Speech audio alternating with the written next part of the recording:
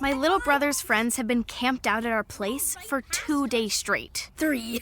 It's because of the Xfinity 10G network. Internet that can handle a house full of screens at once, with basically no interruptions.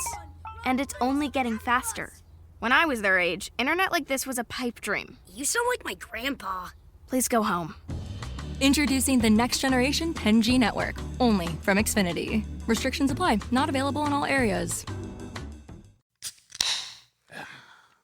All right, before we get into today's episode, first thing I want to do is give a shout out to our newest Patreon member, or one of our newest ones, Harley Rider NY.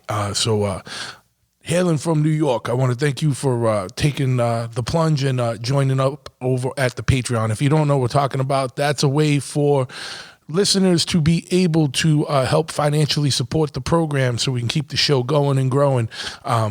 The content that you get on this is the show is always free, but it is not free to make. So every cent helps. If you are interested in checking it out, go to patreon.com/bigtruth, and over there you can check out how you can get involved. And there's all kinds of different tiers of membership from $5 up per month, and they all get you, each level comes with its own benefits and privileges and extras and stuff, and we got some big stuff brewing for that. So there's going to be a lot more stuff going on over there, but yeah, check it out, man. And dudes and girls, everyone that's supporting, I greatly appreciate it. I can't even say, man. It means a lot that you guys dig this show enough to come out of pocket to help keep it going.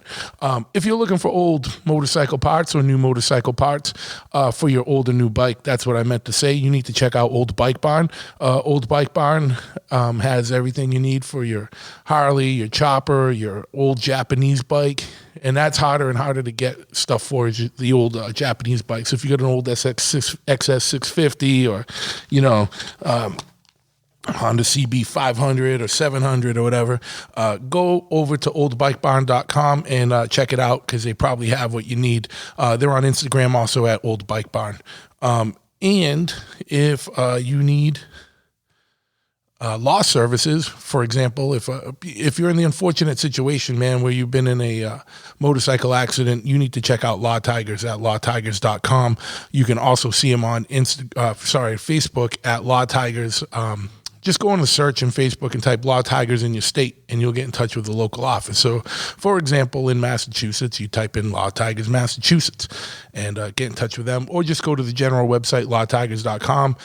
Their number's on there. You can give them a call, and they will get you set up with a local representative. But I hope you never need that one. But if you do find yourself in a motorcycle accident, you need to give them a call. They are a law firm that was founded by motorcycle riders for motorcycle riders.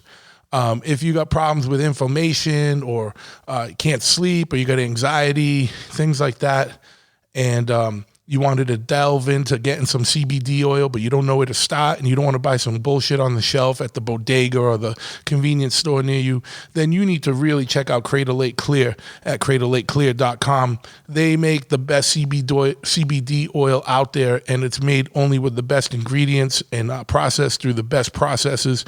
You can go on their website and learn more. It's scientific stuff beyond my wheelhouse and my pay grade, so you need to really talk with them or check them out. Good stuff. And I can tell you from personal experience, whenever I take it, I get the blueberry one or the chocolate mint one, I sleep like a child, like a baby, that deep restful sleep. So you need to check them out. And also my shoulder arthritis feels a little better the next day. So check them out, cradlelakeclear.com. If you use the promo code BIGTRUTH at checkout, you will get 20% off your order. So make sure you do that. And all right, I'm sitting in Chopperhead. I'm sitting at the bike lift.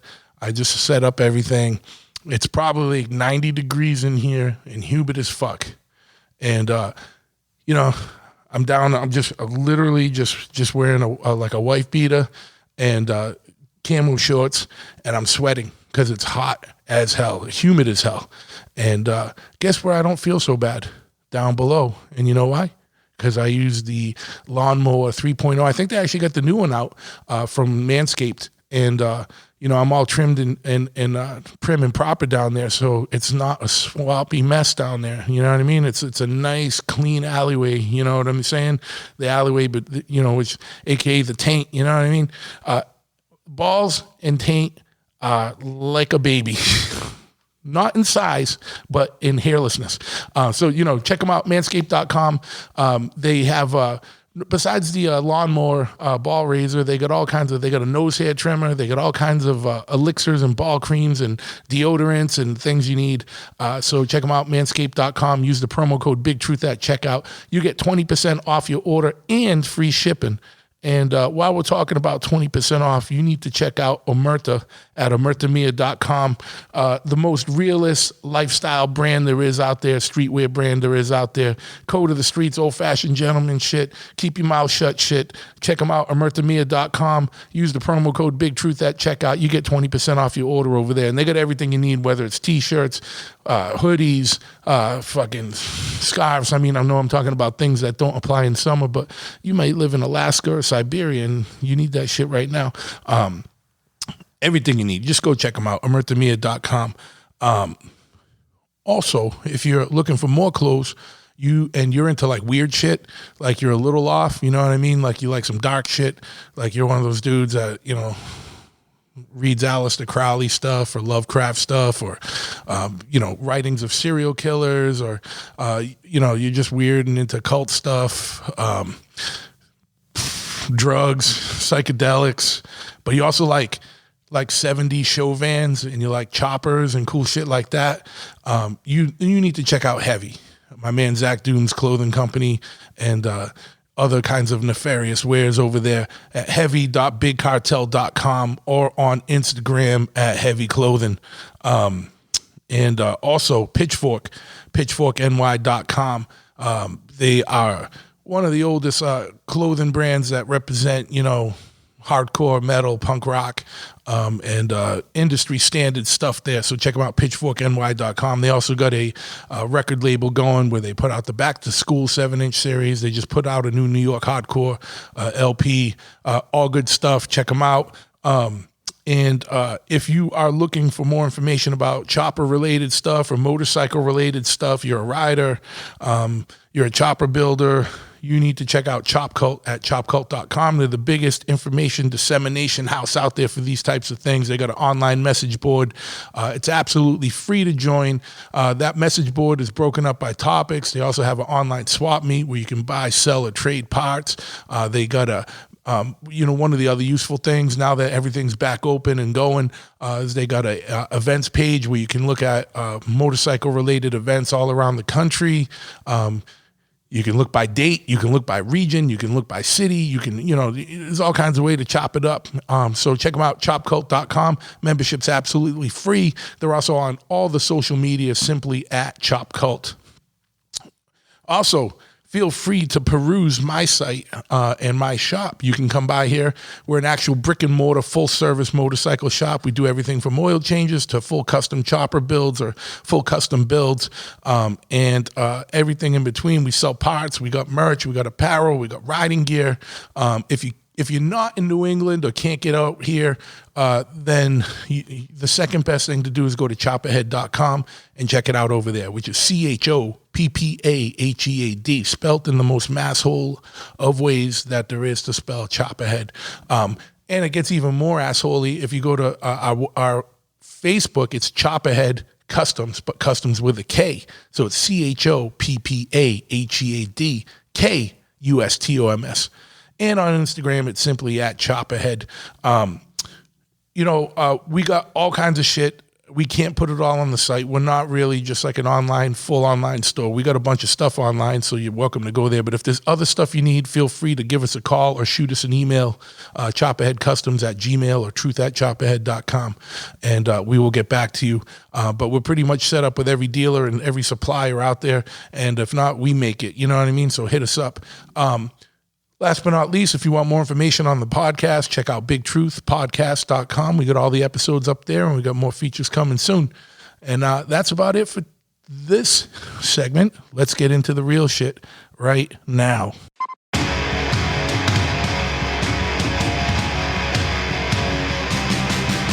Big Truth Podcast. Laying down the hatches! Get ready! Ignition sequence start. 6, 5, 4, 3, 2, 1. We have a liftoff. Yes, once again, we have liftoff. I want to thank you for tuning in to this episode of the Big Truth Podcast, and we're broadcasting live from Chopperhead Custom Cycles on a balmy 90-degree fucking humid night, and I'm here with none other than my homie Danny Marianino from, you might know him from Northside Kings, or from his books, or from his movie reviews. He's a Renaissance man who's done all kinds of shit, and or you might have known him from his viral video where he smashed someone. I'm not going to say a name, but maybe it rhymes with Sven Schmanzig. What's happening, man? What's going on, dude? How you doing, my friend? How's it going over there? Sweat my balls off, man. But luckily I use Manscaped, so that it's not holding the heat in, dude. It's just, swamp, and there's no swamp, you know what I mean? But Taking care of the grundle. That's right. So what's happening, man? You're out, you're in Arizona, but what part, you're like in the Phoenix area, right? I'm in like South Scottsdale area, which is it's not the new part of Scottsdale, but the way they're fucking building shit around here, it's almost new. I mean, my house was built in the 50s, but I mean, they're knocking down every fucking building around me right now and putting in all this crazy new shit, and it's really transforming the area, you know. Yeah, well, Californians looking for freedom got to go somewhere. It's nuts. I don't know where all these fucking people are. Everybody must be leaving California because we got so much growth in this state right now. They're building more condos and houses and townhouses. I mean, it's fucking nuts. Dude, it's crazy. So I've followed real estate in Arizona probably ever since I left Arizona. And because I've always planned to kind of buy something else there when I could, when I had the means to do it. And especially the Tucson area. I got a lot of boys out in Tucson, and I love it there. I remember I used to like, it used to be fucking overwhelming because I would be like, show me all the houses that were under $100,000. And I'd literally get like 900 search results from like the real estate websites. I'm like, I can't go through all this, right? And that is no more, man. Like real estate went fucking crazy out there, man. You know what I mean? Especially with the lockdown stuff and like people like fleeing the less free states to try and get over to Arizona. It's just been crazy. And in my neighborhood too, like so many people are like buying these older houses and they're tearing them apart and they're redoing the houses. So like, even my house. I mean, the fucking house, almost the whole house burned down years ago. Yeah. Had a fire. So, I mean, outside of like half the roof and 2 walls, I gutted this whole house. Everything inside's all new. I mean, new pipes, new air. Well, I've already replaced the air conditioner once. Yeah. That's Arizona for you. In 10 years, I already bought a second air conditioner since the fire. Sure. But, everybody's just gutting everything and changing everything out. So it's definitely helping bring up the area. And then you still got I got these fucking tweaker guys across the street from me that I'm constantly fighting with. And they've been a little bit more mellow lately, but they got raided by the ATF once, so it's like, they just fucking shot like gas into the house and like the fucking guy come out with the thing on the door and boom, they fucking flash bang the fucking place. It was nuts. And all these dudes came running out, listening to Winger and shit, blasting White Snake songs. And so you got like a house like that here or there in between still, because these guys, their life is in the house. They ain't going anywhere. Yeah. So it's like you got an old house that's being redone. Old house, maybe a nice old couple still lives there. Old house being redone. Tweaker house. It's like it's such a hodgepodge. Like one front yard's gorgeous. And then the next house looks like the fucking Burbs. Yeah, it's crazy. It's a Kopech fucking in the basement. I remember that about Arizona a lot. And the other thing that, not so much in Tucson, but kind of in areas like Scottsdale, where there was motherfuckers that would still try and have lawns, and they like battle nature to have like a green grass lawn. And I'm like, Okay, you're talking to one of those motherfuckers right now. Well, you're from Jersey, right? So you're more reminiscent. You know, like you need that. But I just remember, I'm like, damn, that must be so much upkeep just to try and keep that going, man. You know what I mean? Because It is, and I'm outside with a hose and a V-neck shirt and a cigar like a fucking 80-year-old little geepo out there with my little cap on, hosing the fucking grass like an asshole. So get this. So in the last like month and a half, 2 months, I was like, you know what? Fuck this. I'm tired of this grass shit. I'm gonna put rocks in. I'm gonna rip out all this grass, completely gut it out. I called a guy up, my yard guy, gives me quotes and stuff. He says you can either do grass, or I'll do sprinklers, or you can do rocks. Whatever you want to do, I'll give you quotes for both. So I let the grass die, completely fucking die. 110 degrees is dead. yeah, but it took like 3 hours, right? Yeah, we like a day. We get a monsoon come through. Remember the monsoons when you were out here? Those Yep. boobs, the monsoon. We got 2 days of rain. I'm telling you, the grass came back so beautiful that I was like, you know what? Fuck the rocks. Now I'm going to put a sprinkler system in, There you go. and I'm just going to keep the grass because even if I rip out this grass right now and I rip a layer of soil out, this shit's all going to come back really nice because I didn't even do anything and it came back. Yeah, So, yeah. So that's what you learn. Maybe you don't need to water it so much. Just wait for the the monsoons. It's a season. So yeah, one rainstorm every 6 months isn't gonna ain't cut it. gonna cut it. Yeah. But what even spawned the move to Arizona for you? Because I moved out there because I was going to school in like '95, and Yeah, we were about the same time. I was 94. yeah. My parents got divorced. We came out here when I was like 10 or 11 years old on vacation, and my father fell in love with it. I mean, he came back to New Jersey with all these fucking animal heads and the deer heads and Indian rugs and shit. My friends were like, "What the fuck is going on over here?" I'm like, "I don't know." He turned the whole fucking house into John Wayne, you know. Yeah. And but he always wanted to come out here. And then I was like, just before my senior year of high school, my parents split, and my father stayed back there. I went with him, and he stayed back there for my senior year, and I graduated high school back there. And then he was like, "Listen, I'm gonna move to Arizona. I always wanted to go out there. You know, you can come with me, or you could stay here in New Jersey, whatever you want to do." And I was a little bit of a wild child. I figured I could use a nice change, and I came with my father. And you know, I came out here. My brother-in-law, actually, now he's my brother-in-law, but one of my best friends growing up was going to ASU. So, you know, I had a buddy out here.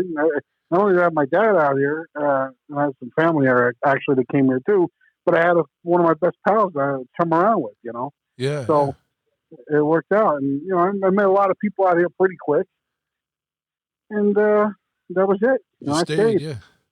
Nice, man. Yeah, I mean, I love it. Like, you know what I mean? Like I said, I went out. I was in Tucson, and then I was in Flagstaff, and I love it. Flagstaff's a little different because Flagstaff's basically just like living in Maine, but you live in Arizona. Like, you know what I mean? Dude, it's like snowed there more. It snowed more there than it does here, and then you would drive 45 minutes, and you'd be back in a t-shirt and shorts. It made no sense to me. It was fucking nuts. It's wild. Tucson's cool, man, and those guys like Bricktop and all them guys. I know you know those guys down there. They're all great guys. It's a good area, good scene. I go down to Tucson usually once a year because one of my best friends is a comic book artist, and we do that Tucson Comic Con. I go down, I help them, take money out of the kids' pockets. Yeah, there you go. Yeah, and sell stuff for them the whole time. And you know, I spend a couple of days down there. Oh yeah, and you live near Roger? Because I know he's out in Scottsdale. He's like 10 minutes away. Yeah, I see him all the time. As a matter of fact, we go. I always run it. Of all the people I run into the grocery store all the time, it's him. I think he's at the fucking grocery store like every 5 minutes. Well, he's got kids, and you know, he's probably just trying. Yeah. He's real close. He lives about 5-10 minutes away, and Lawrence. Brooklyn, what's his nickname? Brooklyn Larry. Brooklyn Larry. I know him as Lawrence. Yeah. Lawrence lives like a minute from Roger, so we're all real close. Oh, that's awesome, man. You got so you got a good little like northeast hardcore refugee camp over there. It's true, and there was other guys here through the years. Rick Ross was out here, played Madball and Hatebreed for a while. Rick was living out in Arizona. It's just been like guys that came and went, and then there's the guys that stayed. You know? Yeah. So you were also in Cause for Alarm for a little bit, right? Yeah. So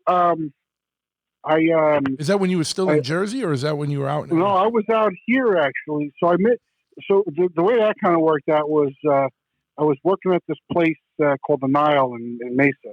Yeah. And was doing security there for years. And Sheer Terror played, and I worked that show. And the drummer of Sheer Terror, this guy Tony Scaglione, I just started talking with him, started rapping with him, and we hit it off. You know, when you meet somebody, it's like you've known them like your whole life. Yeah. That was kind of like what me and Scaglione hit it off like. And he moved away, but we kept in touch, and he met a girl out here, and he ended up moving out here.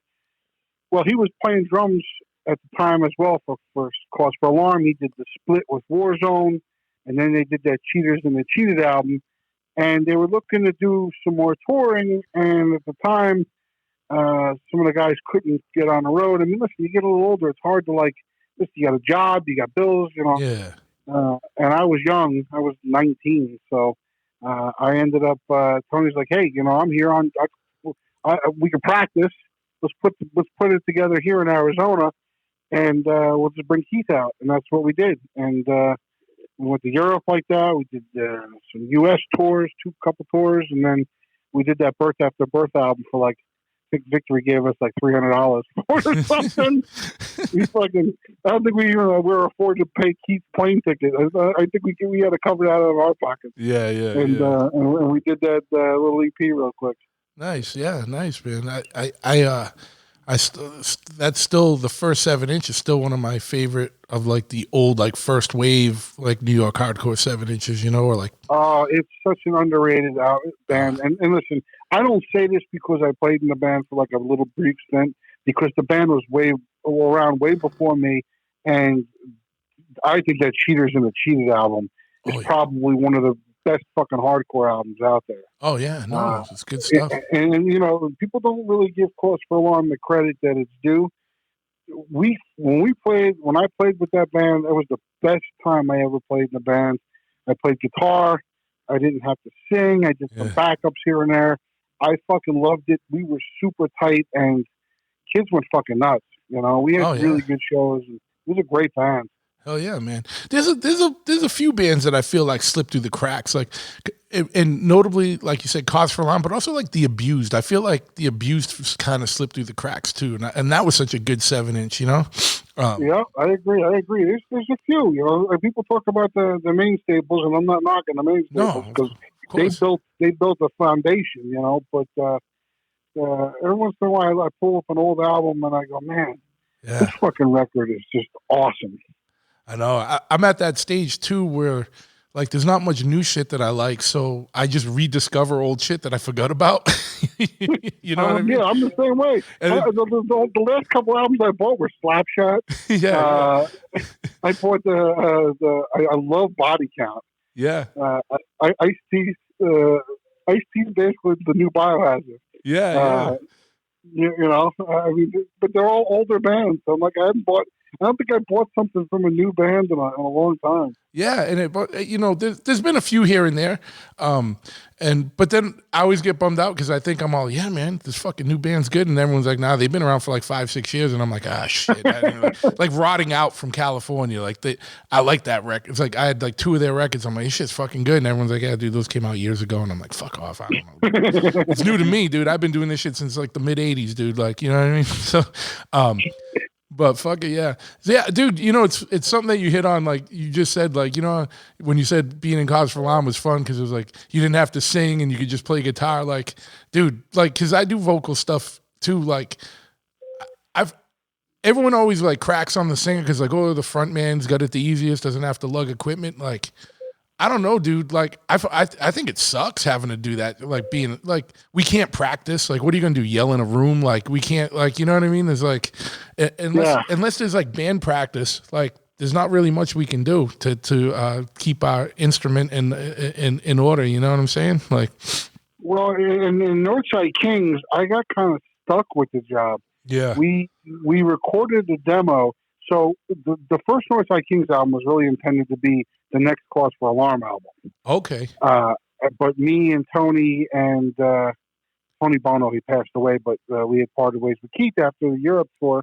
And these were songs that we wrote for Cause for Alarm. And I ended up recording them with Tony anyway. And then some time went past and we just let it sit. And we kind of forgot about it. And my friend Richie was like, why don't we go in and just finish that? So I'm like, all right, well, why don't I just do vocals for the time being, and we'll use this as a basis to try to find a singer, you know? Can you do this? And that's what we did. And then Richie was kind of pushing me to send it around, and we started shopping it, and we sent it off to a couple labels. We sent it to Nuclear Blast, and the owner of Nuclear Blast was like, yeah, this isn't really my thing. And he gave it to Andy, who owned Thorpe Records. Okay. I said, you should call these guys, and, you know, because you're starting a new label. This may be a good band for you guys. And we hit it off with Andy really quick. And then I was like, well, listen, we still got to find a singer. And he's like, no, I want to put this out the way it is. I was like, so I got stuck being the guy singing and playing guitar, and I didn't want to do that. And eventually, we would play shows with a band like Madball. Mind you, I'm never going to have the energy of Freddie. I don't think I had the energy of Freddie when I was 10 years old on eating Snickers bars. And not for nothing, like, you know, but there's not many frontmen that have that level of energy sustained through a whole set. You know what I mean? Like, the end of the set is just as energetic as the beginning, and I don't know, like, I think Madball's just such a well-oiled machine for a hardcore band. They're like literally, like, and I'm not saying it because they're my friends and brothers, but like literally so impressive as a live band for like hardcore, but in any genre, they're just so like on point, you know? Unbelievable. And they're doing it so solid all these years. But we would play shows with them, and then, like, you know, their guys singing in the crowd, putting the mic out in the audience. There's more participation than me standing there playing guitar and getting the microphone bumped into my teeth. Yep. And chipping my fucking teeth while we're playing songs. So I was like, enough is enough. Let's add another guitar player, and I'll just sing. Yeah. And by the third album, that's what happened. And there's certain music where it's like, if you're like in a punk band or like, you know, a pop punk band, you can play guitar and sing. But like in a hardcore band, it's hard to do either one of those, never mind both at the same time. Like like you said, with the energy and the chaos of live shows, like that's kind of like, I'm trying to think of any other band where someone in a hardcore band like sings and plays guitar or sings and plays bass. You know, it's not very common. It's not, and I think Biohazard did, but there was also two guys really putting a lot of energy live. Yeah. But there wasn't that often that you saw that. So I was like, let me try it. So the Organizing Our Neighborhood album, I had already wrote most of I had to write the songs so I could sing and play them. Yeah. You know, so that album, by the time that album came out, we had already added Ryan Butler on guitar, and I was singing, just singing. But by the time we did the Suburban Royalty album, I was able to write songs a little differently. I didn't have to write them in a way where I had to sing and play. Sure. So I could write the music and do stuff a little bit better vocally than I was able to do before. And I really think that album, and it was our last album, but I think that album really was a good evolution for us in a little bit of a better direction, where I didn't have to worry about, can I play this riff and sing this song at the same time? Because that really hindered, I think, the writing a little bit. You know? Sure, yeah. I mean, not everybody could do that, Jason or James Hetfield. Just do whatever the fuck and sing and play. I don't know how the fuck that guy does that shit. I know. Unless he's just like they're turning him down on some of that stuff, and he's just pretending to play. I don't know what the fuck, because it's impossible. He's just playing like he's just chugging the E chord or something, Yeah. He's just fucking. He's got big armbands on, so you can't tell. He's not really playing. Yeah. But yeah, no, it's tough. Like, Metallica is.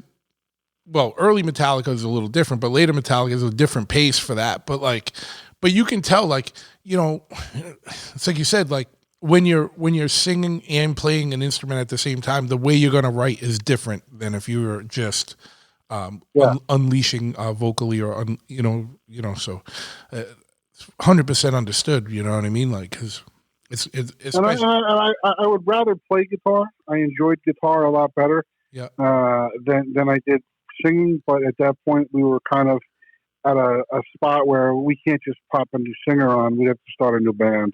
Yeah. So, it didn't make sense to do that. I'll just continue this the way this is. And if I do something again, I'll be sure not to I'll be like a fucking mime. Yeah. You won't even know I'm there. No, I hear you. Dude, it was kind of weird because like my old band, from the late 80s was an old Boston hardcore band, and it was the same thing. Like the first 7-inch, I played guitar on it, and then we just went through all these lineup changes, and then I ended up popping on vocals, and then just got stuck with that because I couldn't do both. I wasn't talented enough to do both at the same time. You know what I mean? So, yeah, shit sucks. But dude, yeah, so anything? Actually, I had questions from one of my Patreon members. I got to look it up to see who it was, but they were just wondering if there was going to be any Northside Kings, like any new releases or any touring or anything planned, any shows or anything planned. I know I don't think you guys ever formally broke up, but you just kind of go on hiatus a little bit, right? Yeah, well, we put out a download only on I got my merch website, totalgavone.com. We put out like a unreleased. It's all like demo tracks and a couple songs we didn't put out, some shit like that, some covers. And we called it "We Never Broke Up, We Just Got Lazy" because that's kind of what happened. Yeah.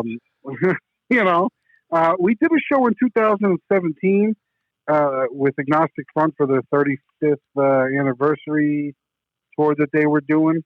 We played the Phoenix show with them, and we're probably going to do another show eventually, maybe a couple shows. We'll see. But our guitar player, Ryan, had a full-on liver transplant. Oh, how's he doing?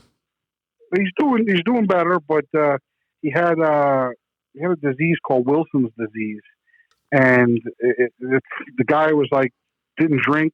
He really kept a pretty healthy lifestyle. No drugs, no smoking, no drinks. I couldn't even get him to sip a pina colada. Believe me, I tried many a time. And it wasn't because he was like a straight edge guy. His mother had Wilson's disease. Okay. And it attacks your liver. It turns like stuff that you eat into copper or so. I don't know. I'm not the best guy to give the medical terminology. But it was some shit like that. And he was afraid he was going to develop it his whole life. And guess what? He developed it. And maybe 2 to 3 weeks before he got that liver transplant, he may not have made it. Beyond that, he got really lucky to get the liver he got when he got. But without him, I'd want to do it. The last show we did it with Todd Hamilton, who played guitar with us for a little while after Butler left, because Butler went on to do a band he was in called Landmine Marathon. Todd was in Warzone. He played bass, and another guy who's out here, and he plays guitar in a couple bands around here now, but he came in on guitar after Butler. When we did that show, we had Luke, who was already always a guitar player, me, Luke, Butler, and Todd. Like with 3 guitar players. and I mean, I didn't play guitar at the show. I just sang, but I would love to do that again, because the whole point of playing the show was hanging out with Luke and Tom and Jason and all those guys, and the band practices and getting together and doing it again. And it would be a little weird if we didn't do it without Butler. Sure. I would rather have him there. So hopefully he makes a good recovery, and we'll see. I mean, if he can't do it, he can't do it if we do something down the road. But listen, the older I get, the harder it is to yell like that as well, Oh yeah, absolutely. And it's just the older you get too, just life and like responsibilities and shit like that get in the way. It's way easier to tour when you're an 18-year-old kid with not much happening. You know, it's way different when you're in your 40s or whatever. You know, for sure. I could hop in that van with cause for alarm, and I was the young kid. They were in their 30s. I thought they were all old motherfuckers. Yeah, yeah. And, and I was, you know, playing Game Boy on top of the luggage in the back of the van like it was nothing, you know? Yeah. Today, you put me on luggage, I'll fucking kill you. I'll be crippled for a week. Yeah, exactly, you know? Yeah. You'd be hobbling on stage, yeah. Fucking, yeah. I get it, man. Absolutely. But yeah, what else you got going on? I know you've, so actually I got to shout out Jake Richards for that question. So no plans to record any new material or anything? Maybe. I mean, I've written a few songs. Okay. So, you know, that's always a possibility.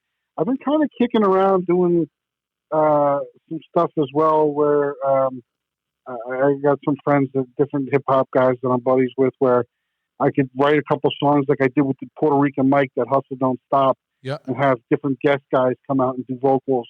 And I got a few songs that would work along the lines of that. So it may be a little something different, but I may do that as well. We'll see. I mean, the one thing I do love is writing and recording. Yeah. The thing I don't like is live, but I do love. I always get nervous before we play. I just fucking hate it. Now, playing's not fun to me. Sure. But the studio is a blast. Yeah, I love recording. Now, let me ask you this. Does that go away once the show starts, or do you not like even doing the show once you're in it? It goes away once the show starts. Yeah. It's just all the shit around it, the nervousness beforehand. I'm in a panic beforehand, you know? Like, you're worried about, I'm not even playing an instrument, I'm worried. Yeah. What the fuck am I worried about? And, and the thing is, like, especially now, like that last show we played, we hadn't played a show since 2008, I think was the last show we played. And then we played 2017. Believe me, my voice was nowhere what it was. There's a video on YouTube. There's Northside Kings Reunion. You can look it up. I mean, I definitely a lot fatter than I was. And my throat, I'm struggling with my voice. I put that fucking microphone. I let every kid in the crowd sing half that fucking set. Oh, hell yeah. I was like, I'm done. Well, that's what I was saying earlier. It's not like you can practice like and vocals, like you need to keep your vocal cords trained or it goes away, and you got to build that tolerance back up to be able to do a whole set. That's what I used to be in awe of people that could like dudes like like Scott Vogel and Terror. Like, how is that motherfucker singing like that every single night for like, you know what I mean? I'm like, it's fucking mind blowing to me, you know? Like it's unbelievable. But and he's another performer.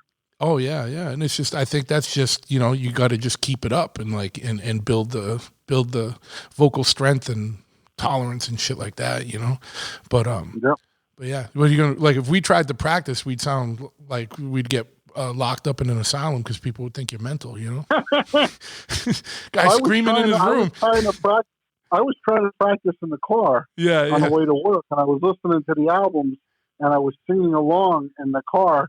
And people are pulling on the side of you.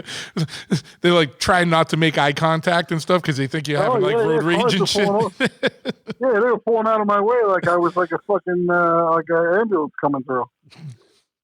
That's perfect. But dude, you're also an author with you got what, like 3 or 4 books out? I got 4 books. I'm working on a new one right now. So I put a book together with all the hate mail I got from Mr. Wonderful, the metal guy. Fans that sent me years of hate mail because they thought I sucker punched somebody, but clearly that's not. And you can easily hurt metal people's feelings a little bit more. Yeah, I think sometimes. So elderly people get a little cranky too. You know what I mean? They do.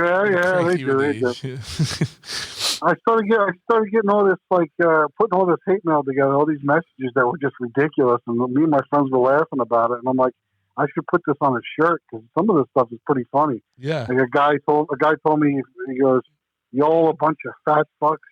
And then he said, "If I could get out of this wheelchair, I'd strangle your fat neck." And I'm like, who would send that in an email? I don't even know you're in a wheelchair, so why would you tell me this? Yeah. So So I put it together, and I put a story together what it's like to play in a small band. And in between, I put all that hate mail through the book. It's funny as fuck. Now, did you put the hate mail through to kind of like illustrate or like set off a point that you were making about being in a small band, or was it just found the best ones and just throw them in there? I kind of the whole book kind of makes a point of like prior to what's going on today. I mean, especially with the division in this country and everybody fighting with each other on the internet. I kind of wanted to show like, hey, you know, what you say about people, I'm a little thicker skinned. I'm an adult, but if I was a kid in high school and having to deal with this kind of shit that I'm dealing with right now, I might have went off the deep end, you know? Yeah. I couldn't, I kind of put it out to make a point like, you know, people should really maybe take a little step back and before you get on and say something horrible about somebody, maybe know the facts a little bit or what happened. Don't jump down people's throats real fast because you don't know what kind of person they're like. And the book kind of tells the kind of person I'm like. I'm a funny guy. I like to have fun. Bullshit my buddies. And I love movies and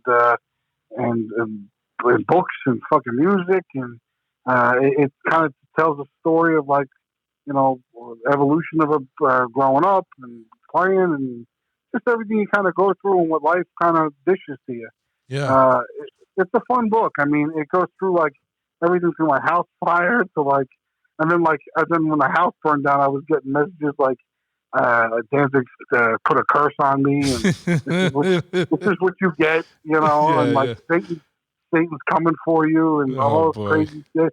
It was like really nonstop, and the funny thing is like today or just yesterday, our guitar player Luke and me were bullshitting about something, and he called me chubby. And Facebook like yelled at him about it, and like they told him they were going to ban him for like 30 days. And I was like, man, I had to write Facebook over and over about people fucking sending messages to my family, sending messages to my wife, to my friends about me, creating fake profiles. They wouldn't do shit about it. Yeah. All of a sudden, you call me chubby. They've been friends for fucking 15 years. Just ball busting. Yeah, you're just sucking my balls. You can't tell digitally that this guy and me are friends. That we're tagging each other's pictures. They can't. Get the fuck out of here. You know, it's crazy. Like that's like a whole can of worms. Like when you get into like weird internet censorship, but it's so crazy because I think they just have people developing like a list of banned words or like problematic words, and they're not taking any context into play. Like they see it's you and your buddy Boston Balls, like friendly, like that's what, you know, we do, like when it's your friend. Yeah. And they just see words. I think it's just like literally keywords get flagged, and there's no like logic behind it. It's just like, all right, you said this word, here's your warning, and if you say anything else, you're going to be banned. And I have so many friends that got in Facebook jail for just like the same situation, just ball busting back and forth, and they end up getting banned from Facebook for however long. You know what I mean? It's ridiculous. Meanwhile, if you go to like Danzig memes, and I really try to stay off that stuff, but people always send me stuff, so it's like I always end up having to see it because somebody sends it to me. Yeah. You go to that page and like somebody puts a meme up of me and him, and there's there'll be a bunch of comments talking shit about him, but there'll be a ton of comments talking shit about me. They don't give a fuck. Yeah. They'll be like, some guy will be like, if I ever see that guy, I'm going to fuck him up and blah, blah, blah, blah, blah. And he thinks he's tough. Like, well, when have I ever bragged that I was tough? Yeah. You know what I'm saying? Like, but meanwhile, that's going on and they don't bother with that. It's like they pick and choose. Yeah. But I tried to make chicken salad out of chicken shit. And that's what that book is.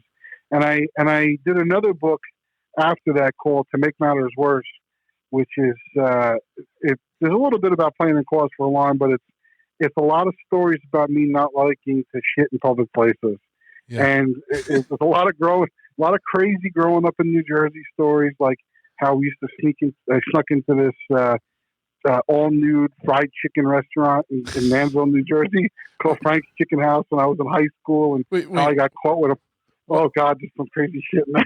Before you go, why was there an all nude fried chicken place? Like those two things don't sound like they go very well together.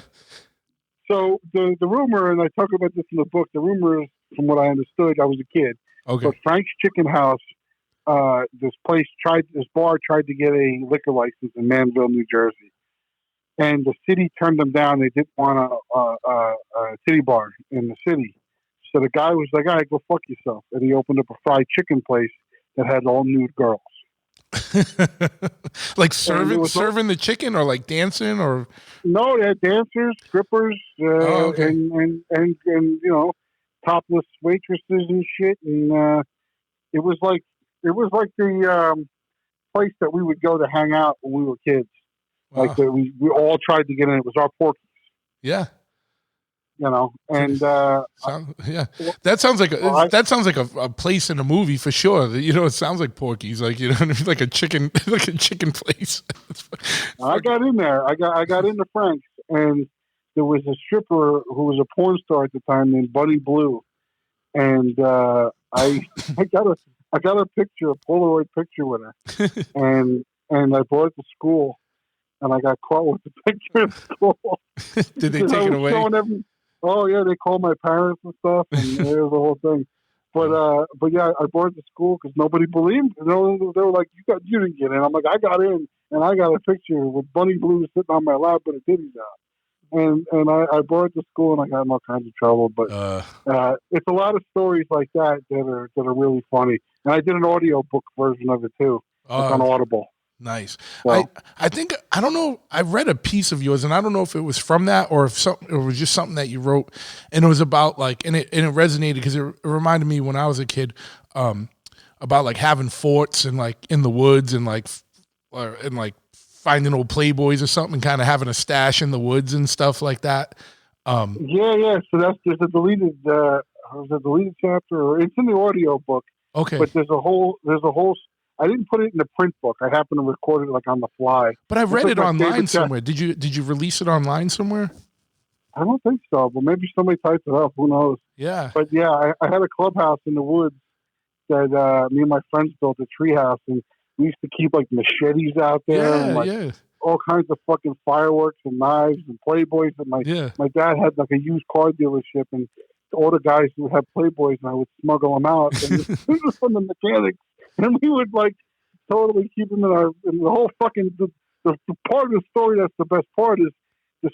I built this clubhouse so fucking shitty it crashed into a creek, and in a snowstorm, and it got stuck in the ice, and everything fell out, and I had a Playboy that had Elvira in it, and it was open to the Elvira page in the ice, and I tried everything that I could to dig that fucking Playboy out of the ice. It was ruined, but there's all stories like that. That book, it's a hard book for me to market because it's not a music book. I'm not a comedian. I had a little trouble marketing it, but I think it's the funniest fucking book. Yeah. It's really, it's good. Not only was that story funny, but it also resonated because I think that was a thing of the times when we grew up. Because me and my boys, so I always grew up in the city, but then we moved to like this like kind of more suburbs, and there was woods in the back, and not like big woods, but like a little woods, and we kind of like made like a little BMX trail, and we'd go back there and we built a fort, and it was the same exact shit. Like we had like ninja stars and like all like our little weapons that we'd save up and buy from Asian World of Martial Arts on the back of Ninja magazine and shit, and like, or Soldier of Fortune shit we ordered from Soldier of Fortune magazines and shit. We had our little stash of weaponry, and we must have stumbled upon some like teenagers porn stash because like we had like a Playboy in there, and it was like always wet, like from like just being like damp and rain and shit, and it was just like, it was like just like everything sucked, but we were so stoked just to have our own little like piece of freedom back there. And then it started getting real weird back there because they started finding bodies from like the New Bedford Highway serial killer and shit. So we're like, it started getting a little weird back there. But we were a little older by the time that happened. But it was like, but it was crazy, man. Like it was like that stuff resonated. I think, and I wonder, like, I hope kids are still doing stuff like that, but I feel like in this digital age, man, like people are just staying in and kids are staying in and they're not going out and doing that type of shit anymore. Like getting adventures, dude. I don't know why I don't even have kids, but I talk about that on this podcast a lot. It's like some of the funnest stories was going on adventures, like you trying to get into the fucking naked chicken place or something. Like we all had that crazy shit going on when we were younger. And I feel like that stuff's so important in defining who you are and like building character and stuff. And I feel like a lot of that's lost when kids are just sitting at home looking at shit on fucking devices, man. It is, and it's lost on us too as adults. So this year, earlier in the year, before it got to be 1,000,000 degrees in Arizona, I bought a bicycle. I'm like, I need to lose weight. I need to get in shape. I need to start riding a bike. One of my buddies lost a bunch of weight. He lives in the neighborhood. He's been riding a bike. So I went out and bought a nice bicycle that could hold a big guy. And I found all these fucking crazy canals that I could ride from my house that take me all the way up to Scottsdale and all these backways to these bars and all this cool shit. And I'm like, I've lived here 10 years and didn't know any of this was back here. Yeah. And I started exploring again like I was a kid. And, even like coming back home, instead of taking the canal back, I would ride my bike through like old Scottsdale, through all the shops, and to the people who are outside the bars, and I got a little music playing on my little Wi-Fi speaker, and it's like an adventure, and I was like, and I said to my buddy, I'm like, this reminds me of like when we were kids, when we would just get on our bikes and go places, and I fucking miss this, and I like where I live. You don't really see kids out there doing that shit. I mean, where I lived in New Jersey, it was different. We had woods. I rode dirt bikes. Yeah. I mean, we thought we were the trail warriors, we were like the road warriors, but we had a friend that glued a squirrel tail to his helmet, and I had a football helmet with deer antlers on it. Nice. And we thought we were like Mad Max and shit. Those guys riding around in the woods until I got caught in a vine that pulled me right off the fucking bike with that helmet on. I missed that, and I really realized how much I missed it when I got the bike, and I've been kind of hitting up now. It's too hot for me. I can't even drink enough water to stay hydrated just sitting at home, let alone getting on a bicycle in 110 degrees. But I can't wait for it to cool off because I really enjoyed the bike, and I can't wait to get back on it. Absolutely, man. Yeah, and that's what attracted me to like just motorcycles, man. Get on a bike and go for a ride and finding some shit, just riding around and stuff. But I think it's different on a bicycle too. Like, because in a car you're in a cage. You know what I mean? You're fully sheltered from your environment. On a motorcycle, you're a little more out in it, but you're still going fast and stuff. But on a bicycle, when you're going around town, you're still more like you can be up on the sidewalk riding, you can be there riding. Like you're still a little more interactive in the environment than even on a motorcycle. So there's something cool about that, and that was some of the best part of youth, man. Just you and your boys getting on bikes and riding around and looking for trouble or some bullshit to get into. You know what I mean? And some fun. We found the guy who Hogan's Heroes. Who was that guy that died in Hogan's Heroes? Was it Bob Crane? Bob Crane. We found the apartment complex that Bob Crane died at. We were riding our bikes. We found the address. Yeah. And literally there was a crane in the canal that was right by it. Sitting there, I took a picture of it. I'm like, what the fuck? Bob Crane and a train was eating a lizard in the canal. But just taking those little trips just to find places like that around town.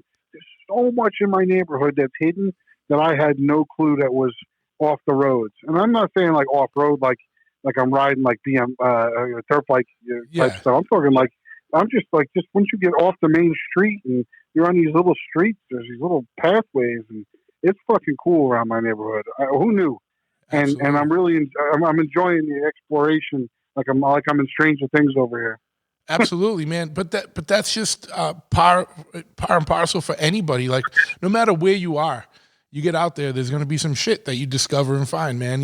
Every day might not be the biggest adventure, but I bet you will find new shit every day. So just get out there and fucking do some shit, man, because it's cool. Like, you know what I mean? To have that, like, I don't know. You bet. But, And then you, I know you're like heavy into movies, man. And I like reading your posts about like you're like, you know, like what you got going on for movies. But you, one of your books is about like revenge flicks, right? Yeah. That's so fucking awesome, dude. That's so fucking awesome. I love revenge movies. Who doesn't love a good payback? And there was all these books about horror movies and this movie and that movie. Nobody did a book on revenge films, so I was going to do them in volumes. I started volume 2, but I haven't gotten back to it because they just keep coming out with so many movies I can't even keep up with it. Now, when you say revenge, it can be kind of like revenge is just a general theme that can be like across several genres. Like it could be action or horror or even drama. Like does the book transcend all like those genres, or is it like more like I spit on your grave like type revenge? Or no, it's a mix. I mean, there's like there's comedy revenge movies. Yeah, ton of those. Yeah, from Revenge of the Nerds, just sure, with the title alone, to movies like Blind Fury with Rutger Hauer, or which is he's a blind samurai getting revenge. I mean, there's so many movies. Fighting Back is a really good one that people don't even know about. It's forget about Charles Bronson. I mean, I was going to say you got to mention career. Death Wish. Yeah. He made a career out of revenge. I mean, what was that movie he did with he's a watermelon farmer, Mr. Majestic. Yeah, where the mob is like trying to muscle in these labor guys to take over his watermelon farm or whatever. Hire these guys and they shoot up his watermelons. Yeah. Who makes a movie about a watermelon farmer?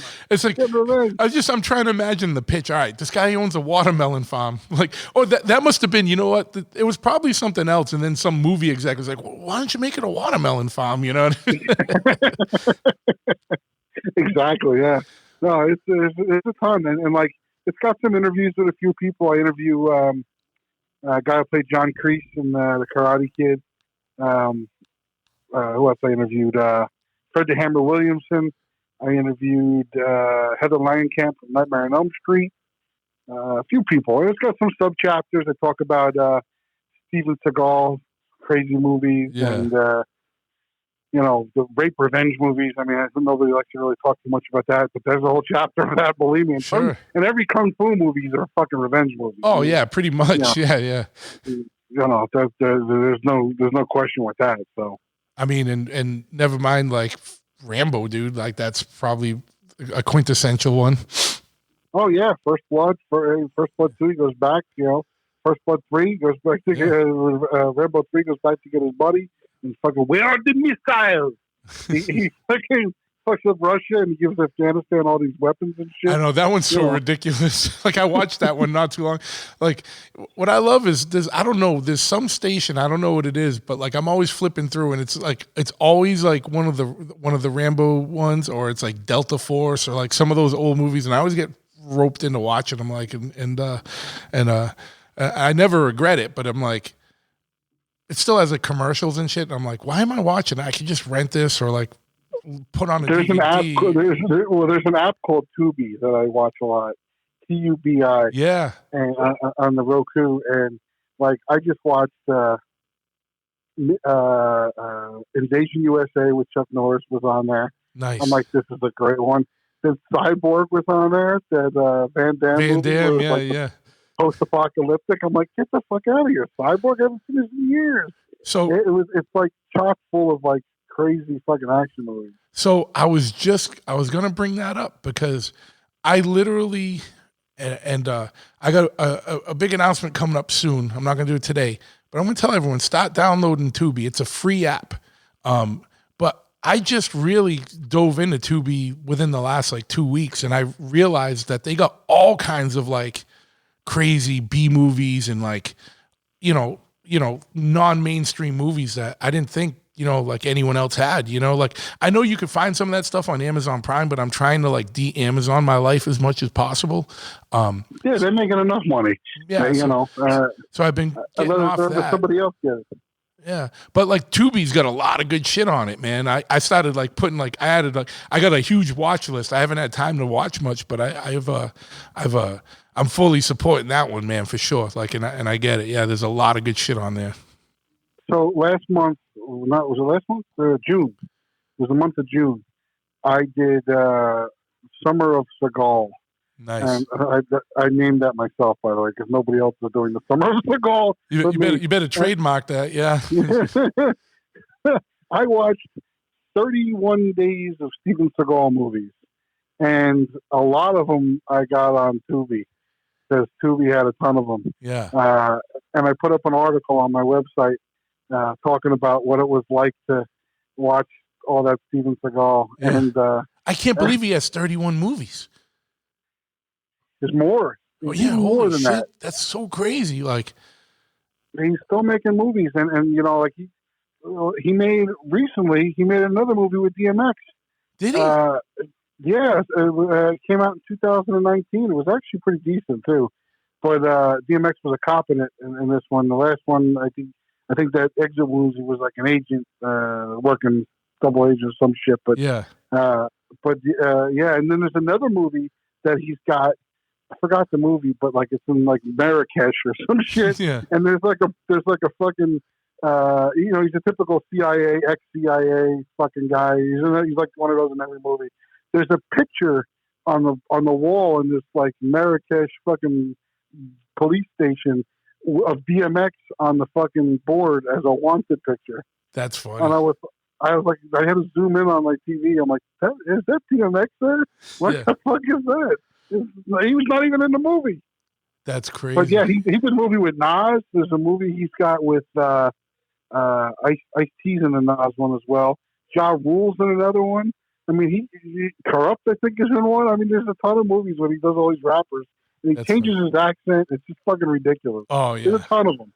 But Tubi also has Lawman, which is like, I miss Cops. I love that show, Cops. I watched it religiously. And now that, you know, people don't like Cops anymore, they took it off the TV. And Steven Seagal Lawman is on Tubi. Oh, that was his, like him, like where he's actually a sheriff, like in real life, right? That's what. Yeah, and he's like rolling around, and all the people in Louisiana like, yo, man, you Steven Seagal, and he's like, yeah, baby, you know, he's like all smooth and shit. I can't remember who it is. There's a stand-up comedian that did a whole bit about that. He's like, there's some town in the United States where I can go and drink and be an asshole and literally get arrested by Steven Seagal. Like, fucking, I forgot who did it, but it's a funny fucking bit. Like, yeah, man, like it's fucking crazy that he's, you know. But you know what I always thought the best thing was like, if you're ever in like a beatdown hardcore band or like a tough guy metal band and you're looking for a name for the band, all you got to do is look at Steven Seagal or Van Damme's library of movies, and there's no end to like band names. That's all they're basically, it's like a band name. It's a name generator, you know what I mean? Like fucking. But I also thought about years ago, and I did this where Crowbar, the band Crowbar. Yeah. I went through one of their albums, and I took the first sentence from every song on the album, and I made one song out of it, and it makes sense. Then I took the second sentence from every song, and I wrote a second song out of it. And I was going to do a band that just see if anybody caught it. Yeah, that's what it was. No, I mean, probably nobody would have ever caught it, but it totally. If you listen to Crowbar's lyrics, every song is almost the same thing. Yeah, but it totally would have fit perfect. That's fucking hysterical.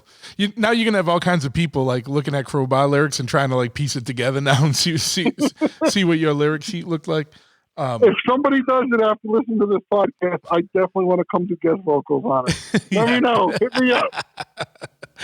Oh, fuck yeah, man.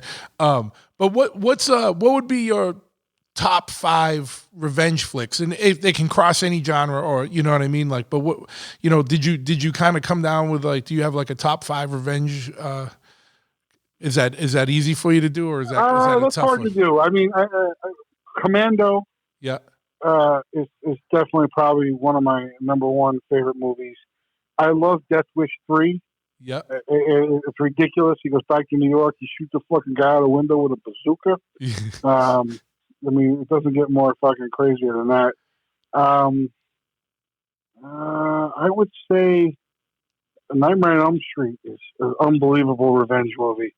Those guys, when they made Nightmare on Elm Street, Wes Craven, I don't think he really realized how much of a revengeful cat. All Freddy wants in fucking 7 movies is to kill the fucking kids whose parents fucking burned them up. I mean, you'll get more fucking angry than that.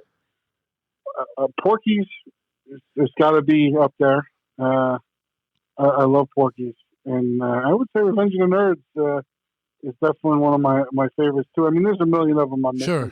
First Blood is probably my one of. I can't decide whether when people say what's your favorite movie. I can't tell them if it's either First Blood or Predator. I can't make up a decision. Nice. One or the other. And then there's a lot of movies that maybe aren't a revenge movie, but it has like amazing revenge scenes. I mean, take Sonny Corleone getting whacked.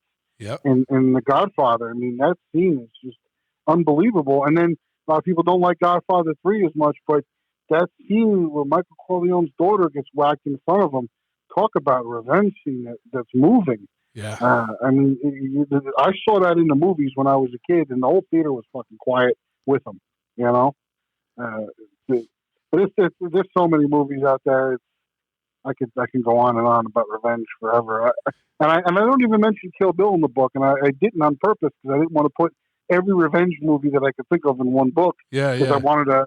I spawned the book out through different time periods, so I wanted to come back and do a volume 2, and I still may do it, but yeah, there's a shitload of movies, and they just keep coming up on them. Nicolas Cage, I don't know what the fuck his problem, but he's making revenge movie after revenge movie. He's pissed off about something. He's making revenge movies, and he's also making like very strange movies that you could watch on mushrooms, and I feel like they'd be better, like Mandy or or the color of what is whatever the fuck it is. I mean, that was like kind of more of a Lovecraftian type of thing, but like, man, those movies are fucking pretty psychedelic, dude. Like, so he's Color doing of Space. Yes, Color of Space. Yeah, those two, man, like those are pretty psychedelic movies, and then psychedelic like horror type movies, and then but he does have a ton of revenge movies. That's for sure. Even his superhero one. What do you call it there? Kick-Ass. Kick-Ass was one. That one, Flamin' Ghost Rider. Yeah, that's Yeah, and I still do a lot of movies around town. Like this weekend is the Phoenix Film Festival, and I've been a programmer for the horror movies, the shorts. I do the short films. Yeah. I've been doing that. This year's the 12th year that I did it. Basically, I watch the short films that the independent filmmakers submit, and I kind of put together what I call 2 mixtapes. The 2 90 or 80-minute segments of the short films, and I it's a grind because like I literally once I figure out the ones I like, I go back and watch them again, and then I go back and I put them in an order I think that works, and I watch them in that order to make sure it flows good. Sure. And that starts this weekend here in Phoenix, and 12 years I've been doing that, which is crazy. We don't bring out it's Phoenix Film Festival has a branch. It's called the International Horror and Sci-Fi Festival. And we used to, back when we could, a little bit more finances back then, we would bring out different guests every year.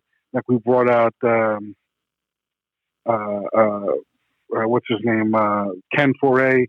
We showed Dawn of the Dead. We did a Q&A with him. We brought out Lance Henriksen. We showed Aliens 2. Or Aliens, it's called. Linda Blair, we showed The Exorcist. Nice. And we did a Q&A with her.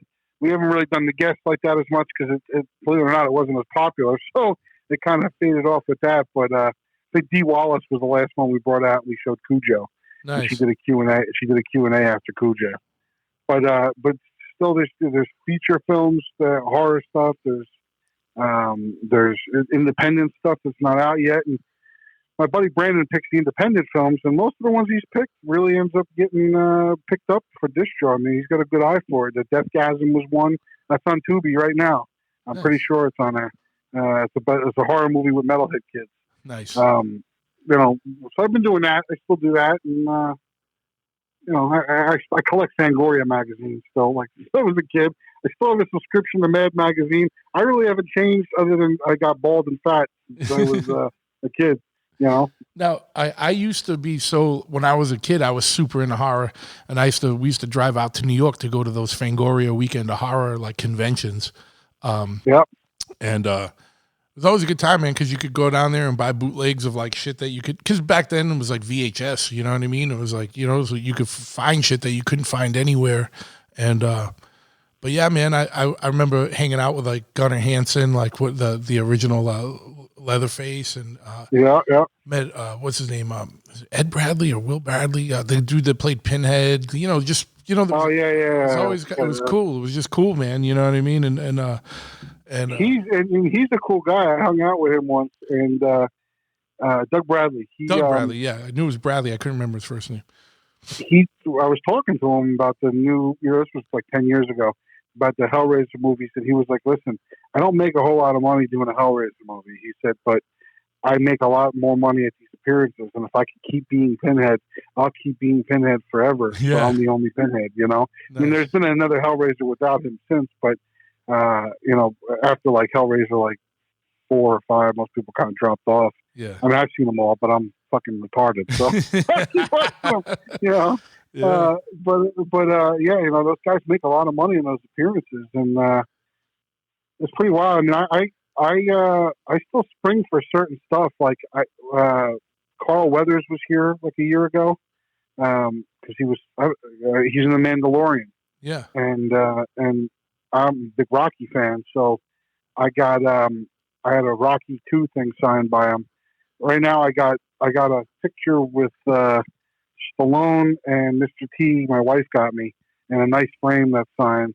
She got me for Christmas years ago. I ended up getting Ivan Drago at some convention online. Nice. I got Paulie.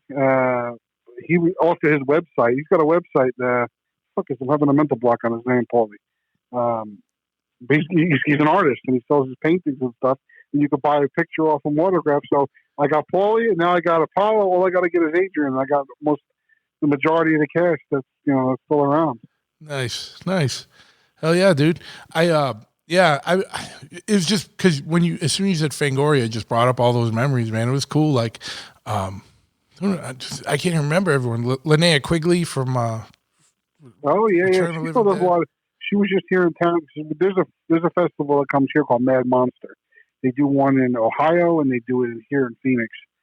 I didn't go this year just because of COVID, and it happened to be 4th of July weekend. But she comes to it almost every year here. Cool. She's at it a lot. Leanna Quigley. Yeah. I'm bad with names. Yeah. The coolest one though is I met and hung out with Clive Barker for a little while. This is 18, 17-year-old kid, 16-year-old kid or something. You know what I mean? But yeah.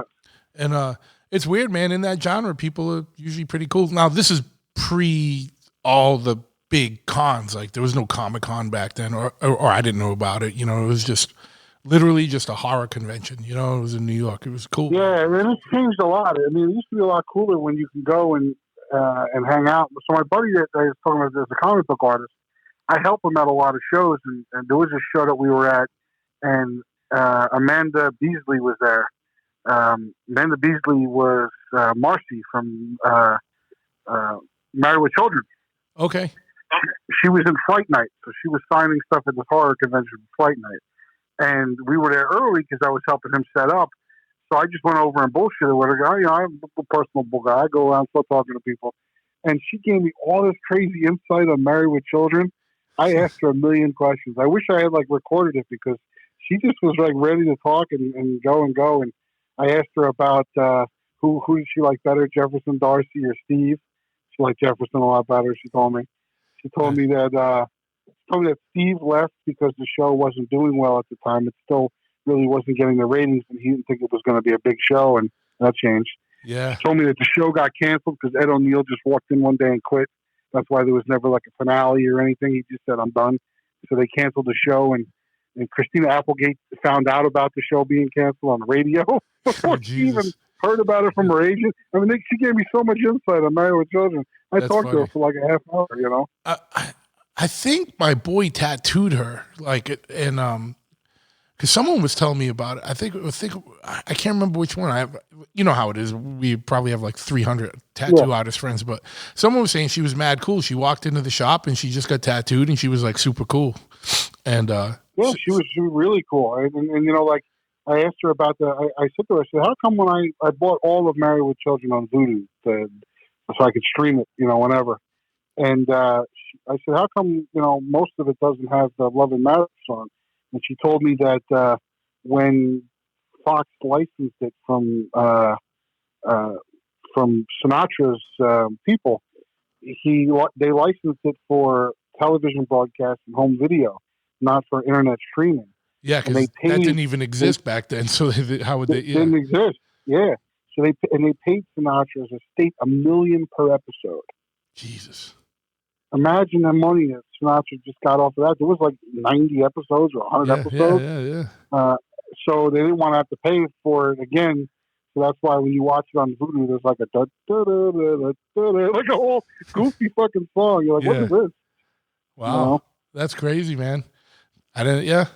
Well, that's, you know, imagine that. Like, there was so much money in TV back then that they could not even just the production of the show. Like, they could just pay $1 million per episode to have the song. You know what I mean?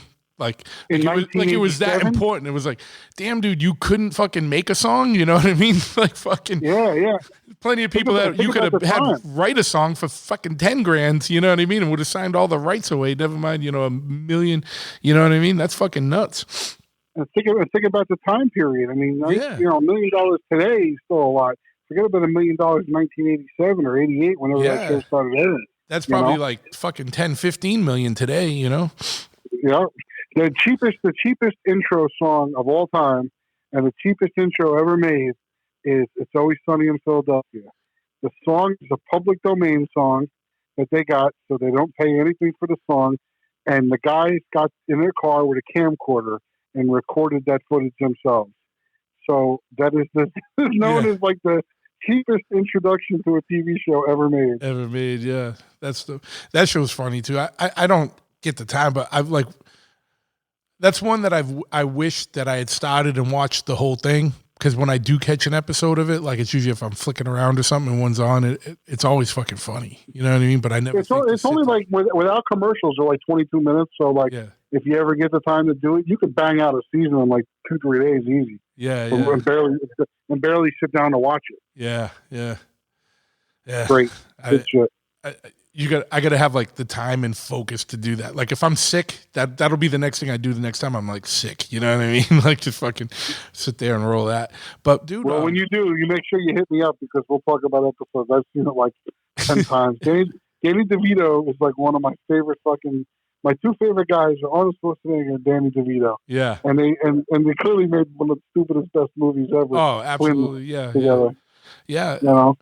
And are revenge movies, is that your favorite genre? Are you more of like a horror guy? What's? You know, I'm like a flip flop. I mean, I love old kung fu movies and Toshiro Mifune, all those old Akira Kurosawa's, the Yojimbo, the Seven Samurai, Hidden Fortress. I love a lot of those too. I just love movies. When I was a kid, we had a video store by our house in New Jersey. Palmer Video was the name of the store. I used to ride my bike there almost every day. I would take whatever allowance, any money I made, shoveling fucking snow and cutting grass, and I would ride my bike down there, and that fucking guy let me rent any movie I wanted to rent. Rated R, didn't make a difference. I kept a list of every movie, because at the time, I thought I was going to be able to see every movie ever made. That was my goal as a kid. Like, what do you want to be when you grow up? A guy who saw every movie that's ever been made. I'm like Johnny Five trying to get more information. You know, suck it all in. And and my parents were the first like people in our neighborhood to have cable. We had HBO. We had this German guy that lived next door, and he had a ham radio, and he used to fucking talk on a ham radio, and it'd come through our television. And my dad would be screaming out the window, calling him a Nazi and shit. Like, he's like, talk to your friends on the phone, you fucking Nazi, you know, those crazy shit. Because all these guys were like talking in German coming through our television. So my dad got cable, and he was a big movie guy too. My dad My dad had me watch The Warriors when I was like maybe 8 or 10 years old. It was on TV. He was like, "You're never going to see this again. I saw this in the movies. You need to see this." And little did you know, home video would blow up, and I owned it on VHS, DVD, Blu-ray. I own like some versions of it. That's still one I cannot believe they have not remade yet, and I'm sure they're gonna, because like every like 70s and 80s movie has gotten remade for the most part. But I can't believe that one hasn't been redone yet. It's such a brilliant movie. Walter Hill, really. I mean, if you ever look up on the internet the gang names in the Warriors, there's so many more gang names that they created that you don't even know that are in the movie.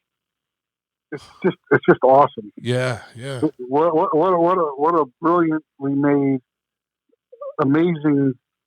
Just an amazing movie. It was just a cool premise, like, and I like a lot of like 70s, like weird underground, like whatever, like B movies or like grind or exploitation or whatever, things like that, like weird movies. But like, I don't know, like Warriors seemed like it wasn't a B movie, but it seemed like it was like a breakout B movie. You know what I mean? Like, but it was just done so well. Like, I don't know how to explain it. Like the premise of it, like, it's just, there was nothing like it, at the time, and there's really been nothing that kind of matched it, and that's why one of my favorite. I got a lot of different action figures and toys and shit, but probably one of my favorite things that I have is my father randomly, like 10 years ago, just gave me a Cyrus action figure. Really? That's funny. I don't know where he saw it or how he found it or what the fuck, but one day he just came over. He's like, "I got you something." It's probably like one of my most prized possessions of things that I own, because it was such a movie that shaped me as a kid, where it kind of woke me up to what the world was like. Yeah, and your father shared that and brought you in on that, and then him getting you that figure, which is so fucking obscure to begin with. Like, how the hell did he come across that? Yeah, What's he finding toys in a toy store? It was Toys R Us. Like, what the fuck is going on? I don't think Toys R Us had a Warriors action figure section. It wasn't nestled between G.I. Joe and Star Wars, Yeah, that and another one he made me watch at an early age was First Blood. I remember when it came out on video, or if it came out on cable, but I must have seen it like in 83 or 84, and I was born in 76, so I was like maybe 7 or 8 years old when I saw it, and I watched it with my grandparents and my father and my mother, and I was glued to it. Yeah. It got to the point where when I got a little older, I tried to grow my hair like Rambo. I even told my parents that my name was Danbo for a while, and I would only answer to Danbo. And then I thought I was cooler a couple of years later when I started walking around with a match in my mouth. I thought I was Cobra. There you go. As a kid. When I was a kid, I actually, I remember at the flea market, I bought like the Rambo survival knife, you know what I mean? And I thought it was all cool, but it was such like a garbage knockoff one. Like, I brought it in the woods and it was just like fucking breaking and doing, it was horrible, but I was so stoked. We all had that knife. It had the fucking compass on it and the little sewing kit, the whole deal. The sewing kit, the matches, the saw blade, the wire saw blade with the 2 loops so you could saw. Yeah.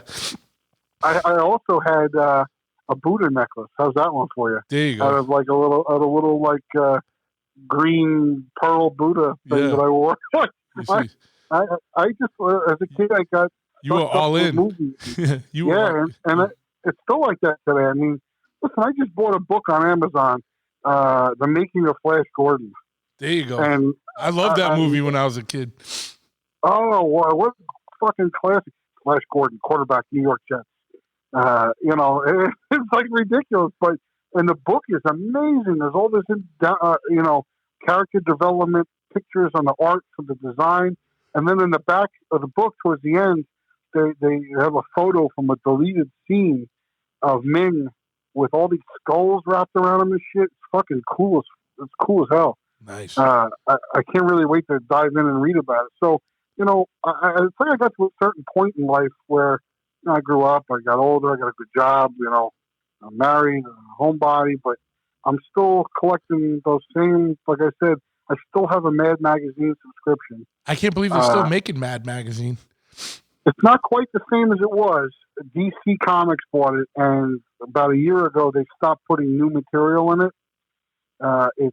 Which sucks because it kind of ended with them making fun of Obama, and ended with them making fun of Trump, and they haven't really got into making fun of Biden because they're not doing new material anymore. Okay. But they do a new cover each issue, and it's kind of a theme thing.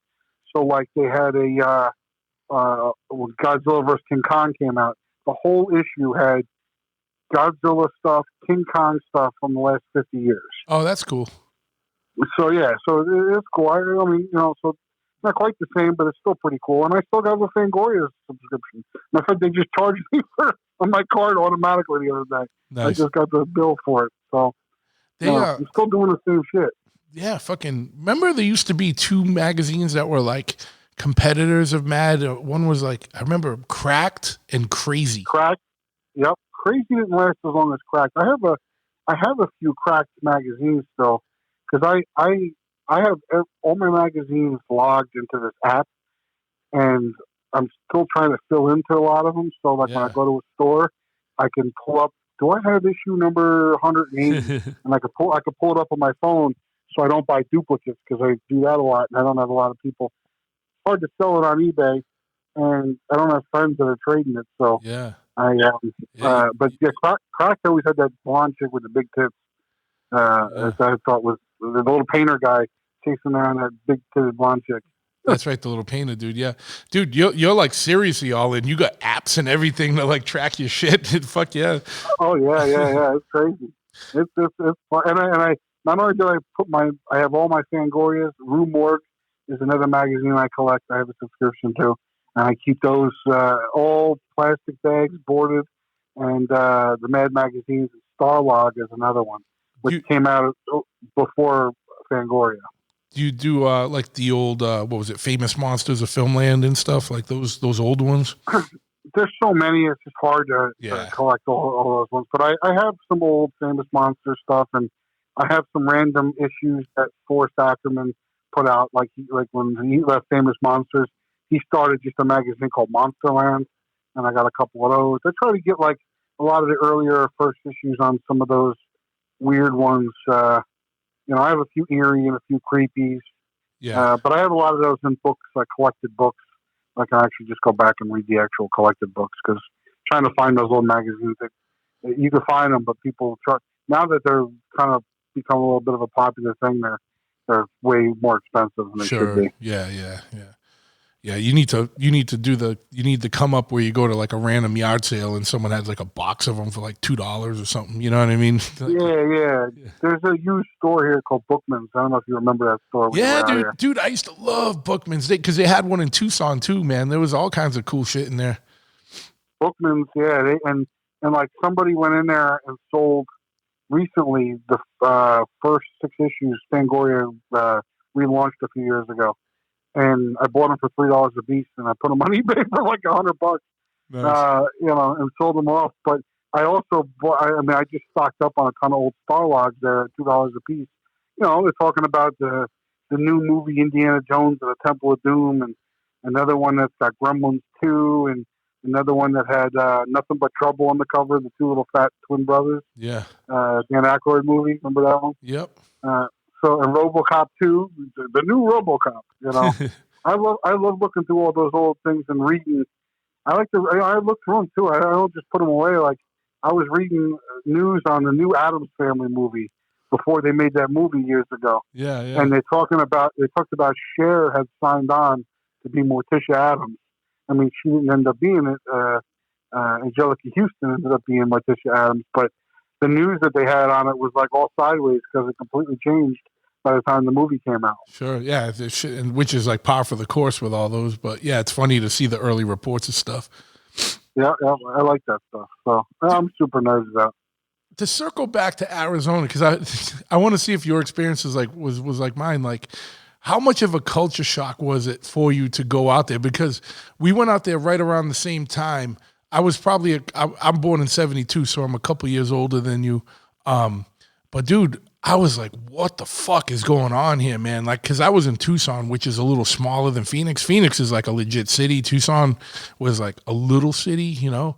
And I just remember being like, dude, what the fuck? Like my first day, I lived in an apartment complex. I went to, there was a Circle K across the street, and there's like just a dude strapped with his fucking big leather fucking belt with the 2 guns and fucking, I was like it was like nothing. Dudes driving around on motorcycles with like a shotgun strapped to him. And I was like, I was into it. I was like, this is fucking rad. But it was so weird to me because like people were just generally back then, I don't know about now, were like so much nicer and stuff. Like people like, hey, what's up? And I'm like, and I thought they were trying to fight me. I was like, what the fuck? Am I an asshole? Well, what the fuck? You know what I mean? Like, you know, like they're like, what's up? And I'm like, yeah, what's up, motherfucker? What? You know what I mean? I was like, it took me a little while to get used to it, man.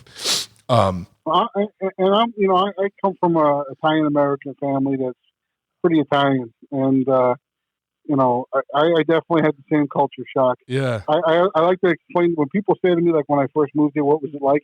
I like to remind them the end of Goodfellas when he said, now I order macaroni, I get egg noodles with ketchup. Yeah. And that's kind of what it was like when I moved here. Yeah, there was no Italian. I mean, good fucking bomb-ass Mexican, but no Italian.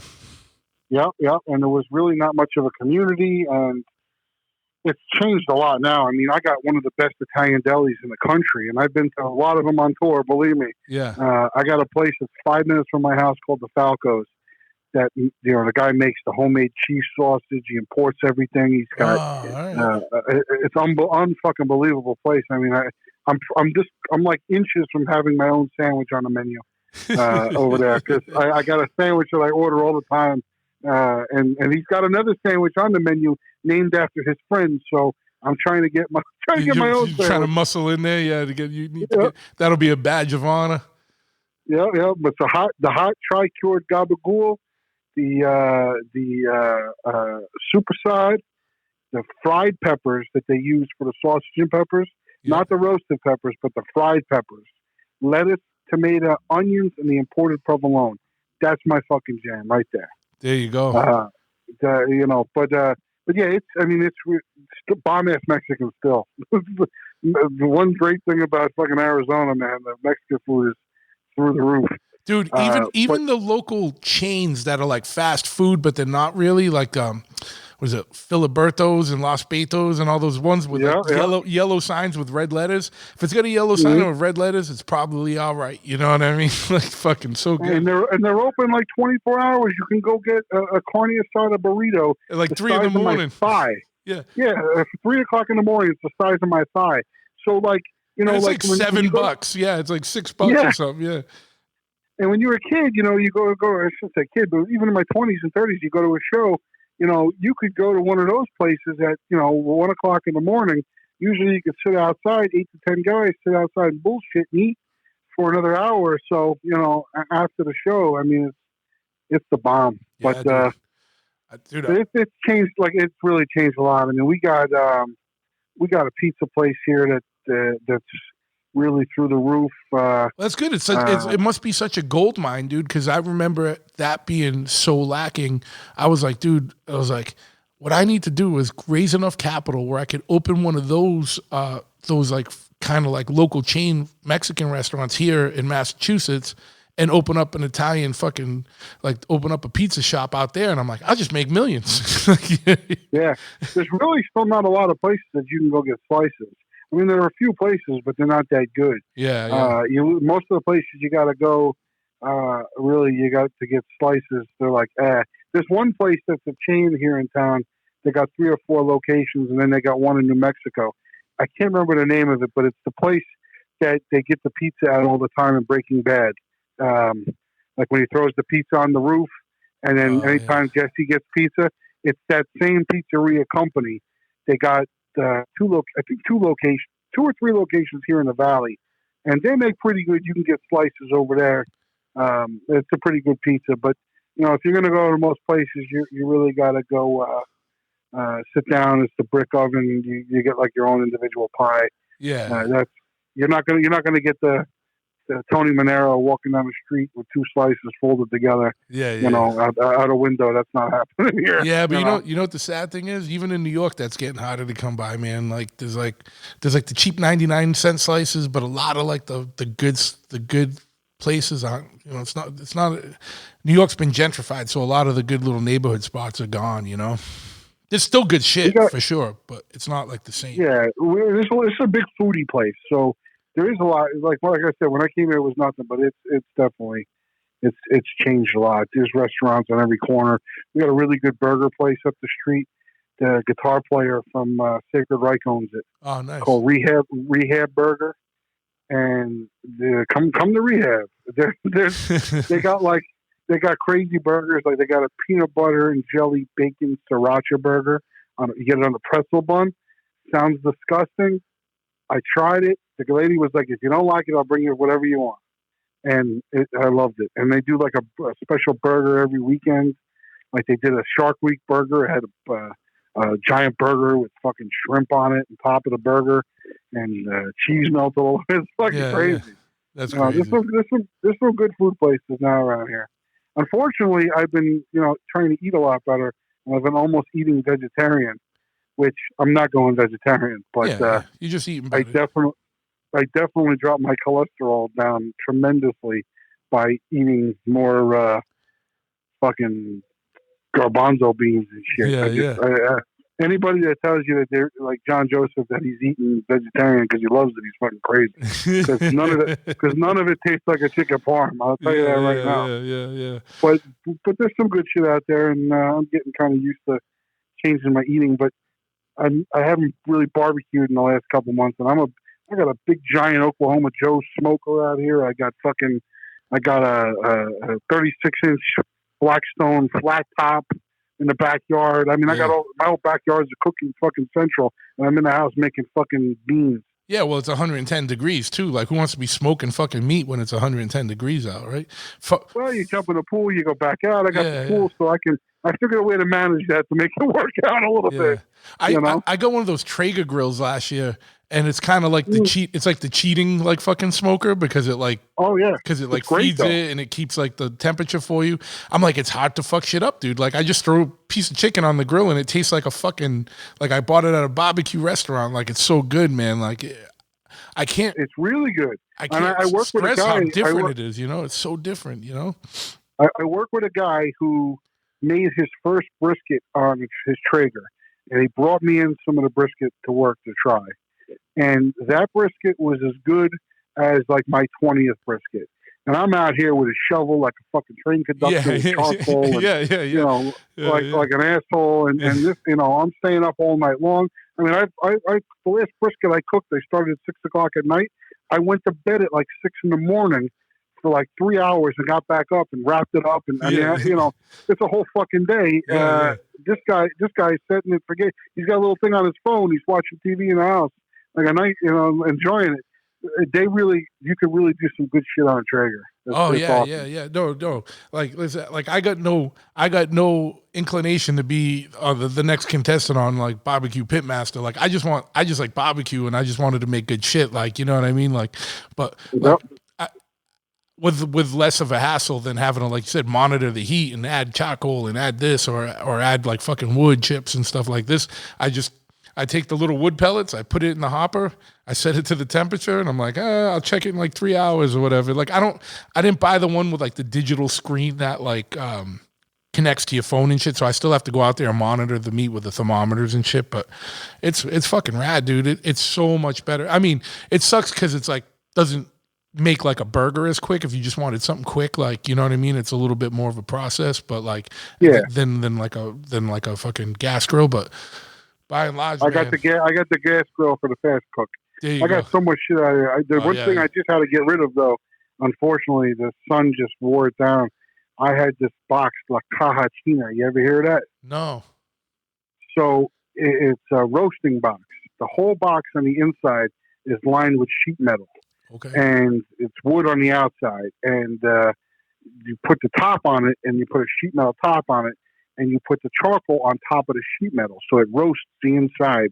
It's the same technique of like wrapping up a pig and putting the pig in the ground Okay. like you would get in like Hawaii. But you're not putting it in the ground, you're just putting it in the box, and you cook with charcoal on the top. By the weight of the charcoal is how hot it gets inside the box. And like I've done a few whole pigs in the Oh, backyard. so it's that big? You could do a whole pig? Yeah. I did the biggest one I did, I had to squeeze it in there. I did a 70-pound pig. I had to cut the arms off because I couldn't get them in the box. Yeah. But I've done like, good like 30-pound suckling pigs. I've done like 2-3 turkeys in it at a time. One time I had a bunch of friends. I was like, listen, I'm going to fire up the box this weekend. You want a chicken? Bring me over a whole chicken and come back at the end of the day and I'll give you a chicken back. And I did like 20 chickens in the box, 25 chickens. It was really good, but the elements of Arizona just wore that box out, dried it out, and it just fell apart on me. You had, when you were talking about garbanzo beans, you had John Joseph's attention, and then as soon as you talked about cutting a pig's arm off, like to get it in the box, you totally lost him right there. You lost him. Well, let me bring him back. Chia seed. Yeah, dude. It's part of getting older, man. We gotta be smarter about shit. You know what I mean? For sure. And I'm not feeling it. That's why I got the bicycle, and listen, just last week, I lost. I'm eating more bread than I would like, but I lost 5 pounds in a week. It's just not eating, superside and prosciutto, Yeah. So eating a lot more vegetables, I'm shitting like a horse. Yeah, there you go. Yeah, you get your intestines are working right, your innards are working right, dude. Fucking. Yeah. You mentioned chicken parm. Like, I will judge a place on chicken parm, and no matter how much of a health kick I'm on, like if I'm at a place that I haven't been that has chicken parm, I'm getting chicken parm. You know what I mean? That's like one of my all-time favorites, and I like it fra diavolo. You know what I mean? It's got to be spicy. I don't like the sweet shit. I will buy the chicken parm even if I don't get it there. I'll get like a super salad sandwich or something, or prosciutto or whatever, provolone, and I'll get a chicken parm to go, and I'll maybe eat that later. That's the problem. Yeah. That's my big issue, Or sometimes I can't make up my mind on a whole sandwich, and I'll order a half a sandwich of a chicken parm, and then I'll order half a sandwich of, some kind of salami or something. Yeah, there you go. Yeah, that's some Gavone shit right there. Yeah, well, I was gonna say that could be the name of your sandwich. You just throw everything in it and call it the Total Gavone. That would be a fitting thing. So what a transition, right? While we just did that, tell me what's going on with Total Gavone. I know you got it's like a clothing company, and it's like also you're like just general website and stuff like. So I started up. I had a website for Northside King stuff because people were asking where can I buy the books. I really hate when people buy a book off me because I got to go mail it. But I have them for sale on there too. But Amazon is the best of the books because Amazon Prime ships it to you in a couple of days rather than me getting my ass to the post office and doing it. But I needed a place where I could put all our albums are available for download. You can read any Northside Kings album on there, and I sell them cheaper than iTunes and all that. I mean, you can still listen to it on YouTube, so it's not really even a need to buy them anymore. But but some people just want to support. Like, this podcast is free, but I got people that sign up for Patreon and actually kind of put their money where their ears are and want to support. And there's still cool motherfuckers out there that are into supporting shit they like, so that's important. I started making some shirts, and then, I wanted to make some shirts that were like kind of Italian themed stuff. I didn't want to do what Omerta's doing because they're awesome and they got their own thing.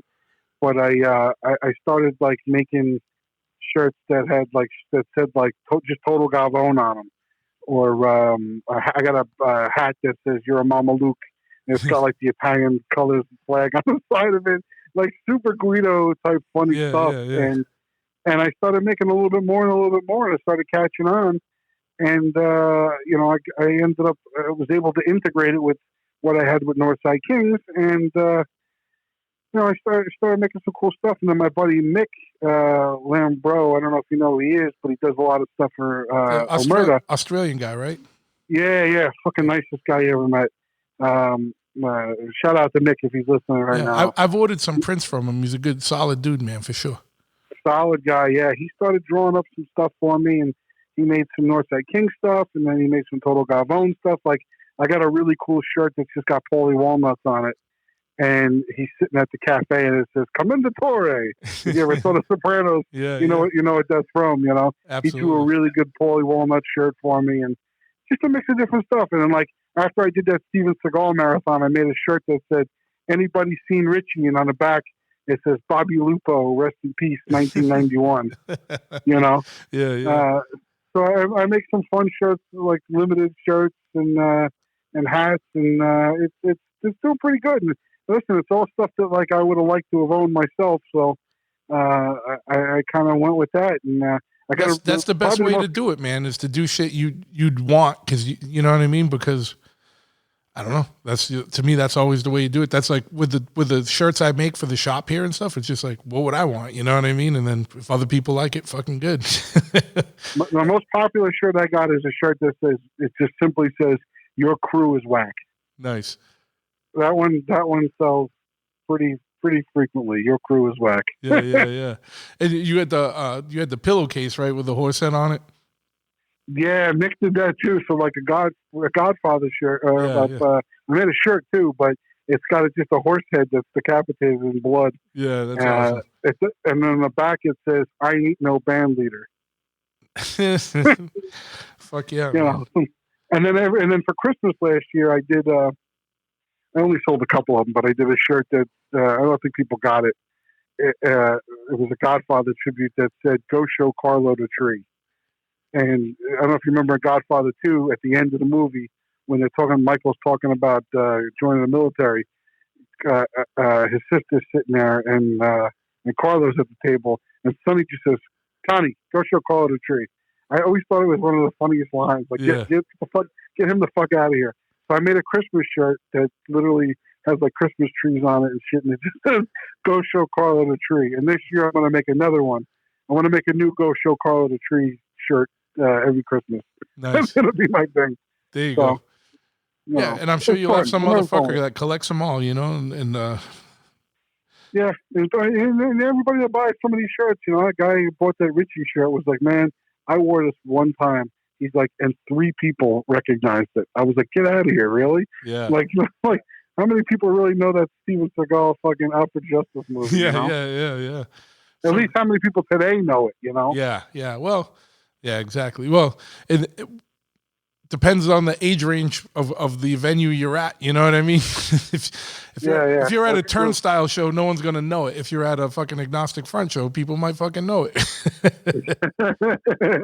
You got that right. Yeah, and I'm not saying that disparagingly at all. I'm just saying it like whatever. I don't know the Turnstile guys. I don't care. You know what I mean? But and the Agnostic Front guys are like my fucking brothers. You know what I mean? So it's but it's a definite age difference. There's an age difference. Yeah. And but dude, fucking yeah, dude. So like, what else you got coming up with that? Any plans for I'm working on a new book with Mick actually.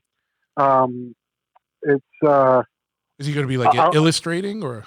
Yeah. So I don't know how to explain this book. I haven't come up with a title for it yet. I kind of think I have a title, but I don't really like it, so I don't want to say it yet. But I'll kind of give you the gist of the book. Yeah. I'm one of, like I said, like I keep all these lists of all these magazines and shit that I have. I also keep a list of things I don't like. And I've been keeping this list since I was a kid. And things that annoy me or things that I don't understand and it's stupid to me or things I'm annoyed by. Yeah, just irksome things. Things I'm irked by. And the book is literally a list of all those things. And I'll give you an example of one of the things in the book. One of them is dancing at weddings. And I basically say, like, I don't want to dance. Don't fucking bother me. Contrary to Gloria Estefan's beliefs, the rhythm is not going to get me. So leave me the fuck alone. You know, because how many times you've been to a wedding and someone's trying to pull you up to dance? Yeah. So that's happened a million times to me. So I wrote it down, and it's one of the things in this list.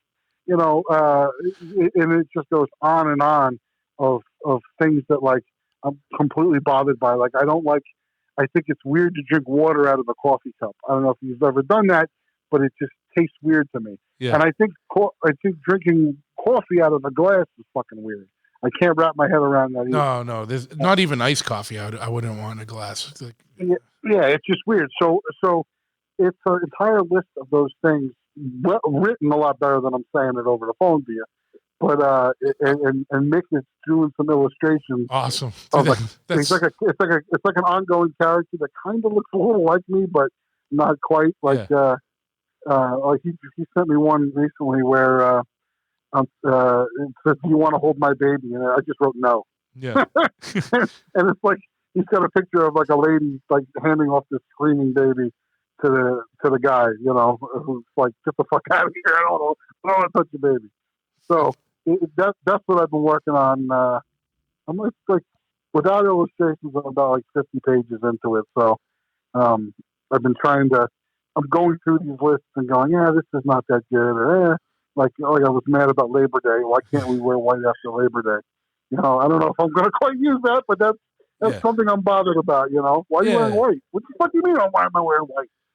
So, what's your most like wacky or unexplainable? Because I got one that I just literally developed today, so I know exactly. I'm so in on the concept of this book, like, you know what I mean, like I what's like the one that's like the most inexplainable, or like maybe like this the funniest, not funniest, but the most like random, like I don't know why, but this really fucking pisses me off. Oh God, there's just so many in there for me to even come up with one off the top of my head. Like I don't like walking barefoot in a creek or a lake.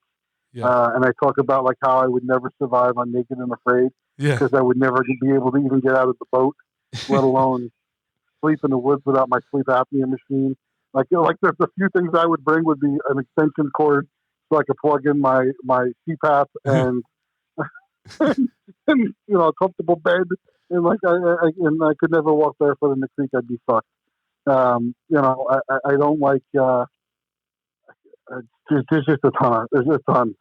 Yeah. Every day. Let me look. I can tell you what I probably even have on my phone right now. Let's see here. While you're looking at that, let me ask you a follow-up question to the dancing one. Was it that you don't want to dance or don't like to dance at weddings, or you don't like even like seeing people dance at weddings?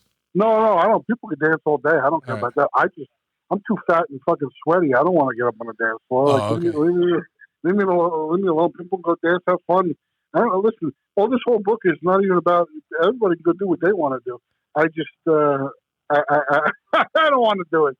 Like, here's stuff that I haven't used that I'm not maybe the most fond of, but this is just on my phone. I don't like that my teeth are strong enough that I can eat Mary Jane's. I wrote that down one day.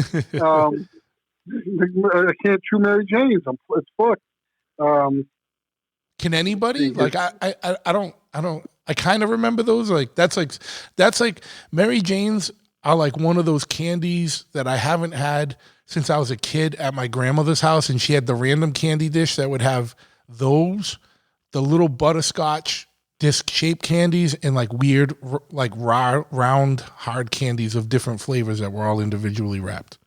They're always stuck together too. The ones that weren't wrapped, they're like a fucking, like a rock. Yeah. But I got friends that can still eat that shit. You know, it makes me crazy. I don't like the windshield repair guys that stop me at the grocery store because my windshield cracked. Like, leave me alone. That's in this list of things I don't like. Yeah. That I haven't. These are ones I haven't even used. I hate the guy. Oh, here's a good one. I hate the guy at the bowling alley that eats chicken wings.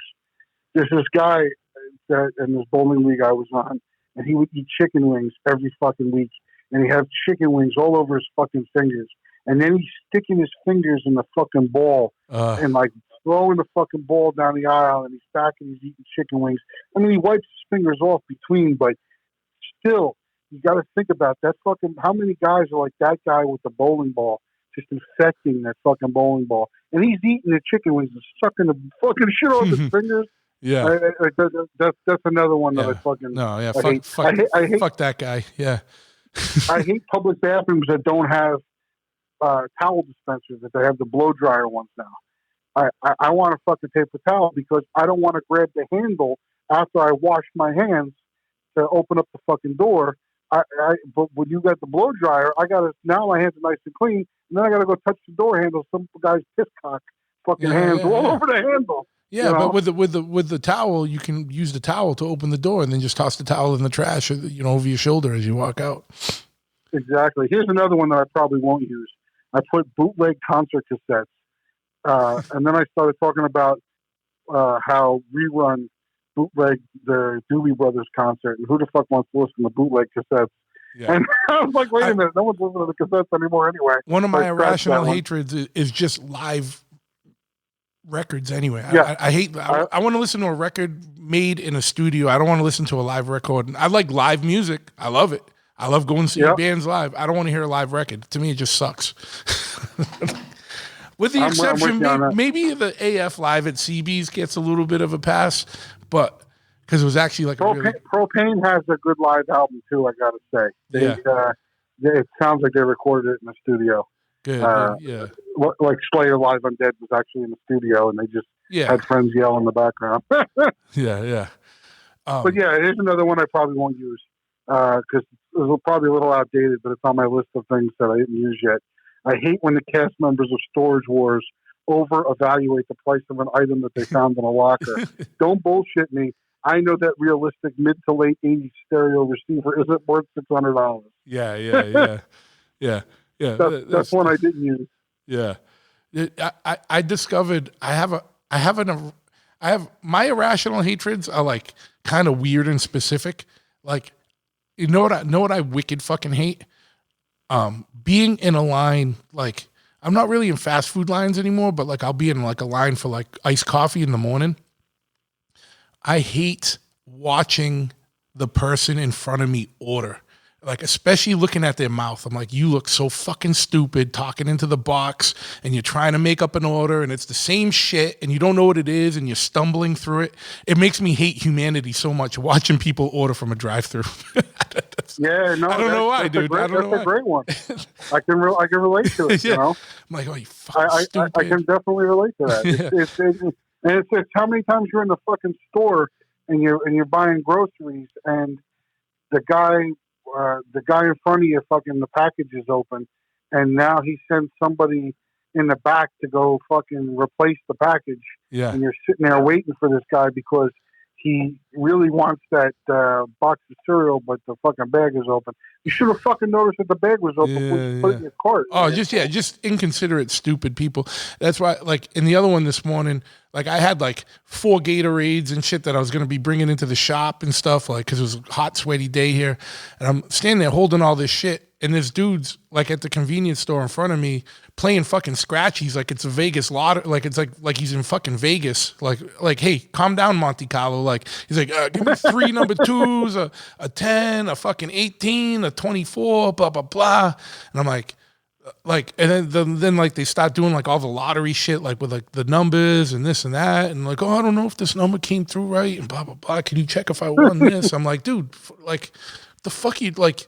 I'm just trying to buy these 3 things with cash. Like, you're like fucking doing mad fucking gambling transactions. Fucking relax, man. Like, go to the casino, dude. Go to the casino. But yeah, but next time you're in a drive-through, and this is to everybody, not you, watch the person or the people in front of you order if you're like 2 or 3 back.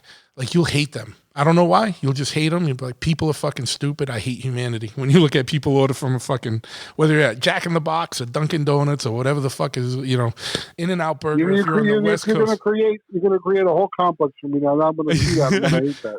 If you do, give me a call. Let me know. I want to follow up. Yeah, I want to hear about it. You're going to get it. You'll get it for sure. I want to be yelling out the window. Move, make your fucking order already. Get the fuck out of here. Yeah.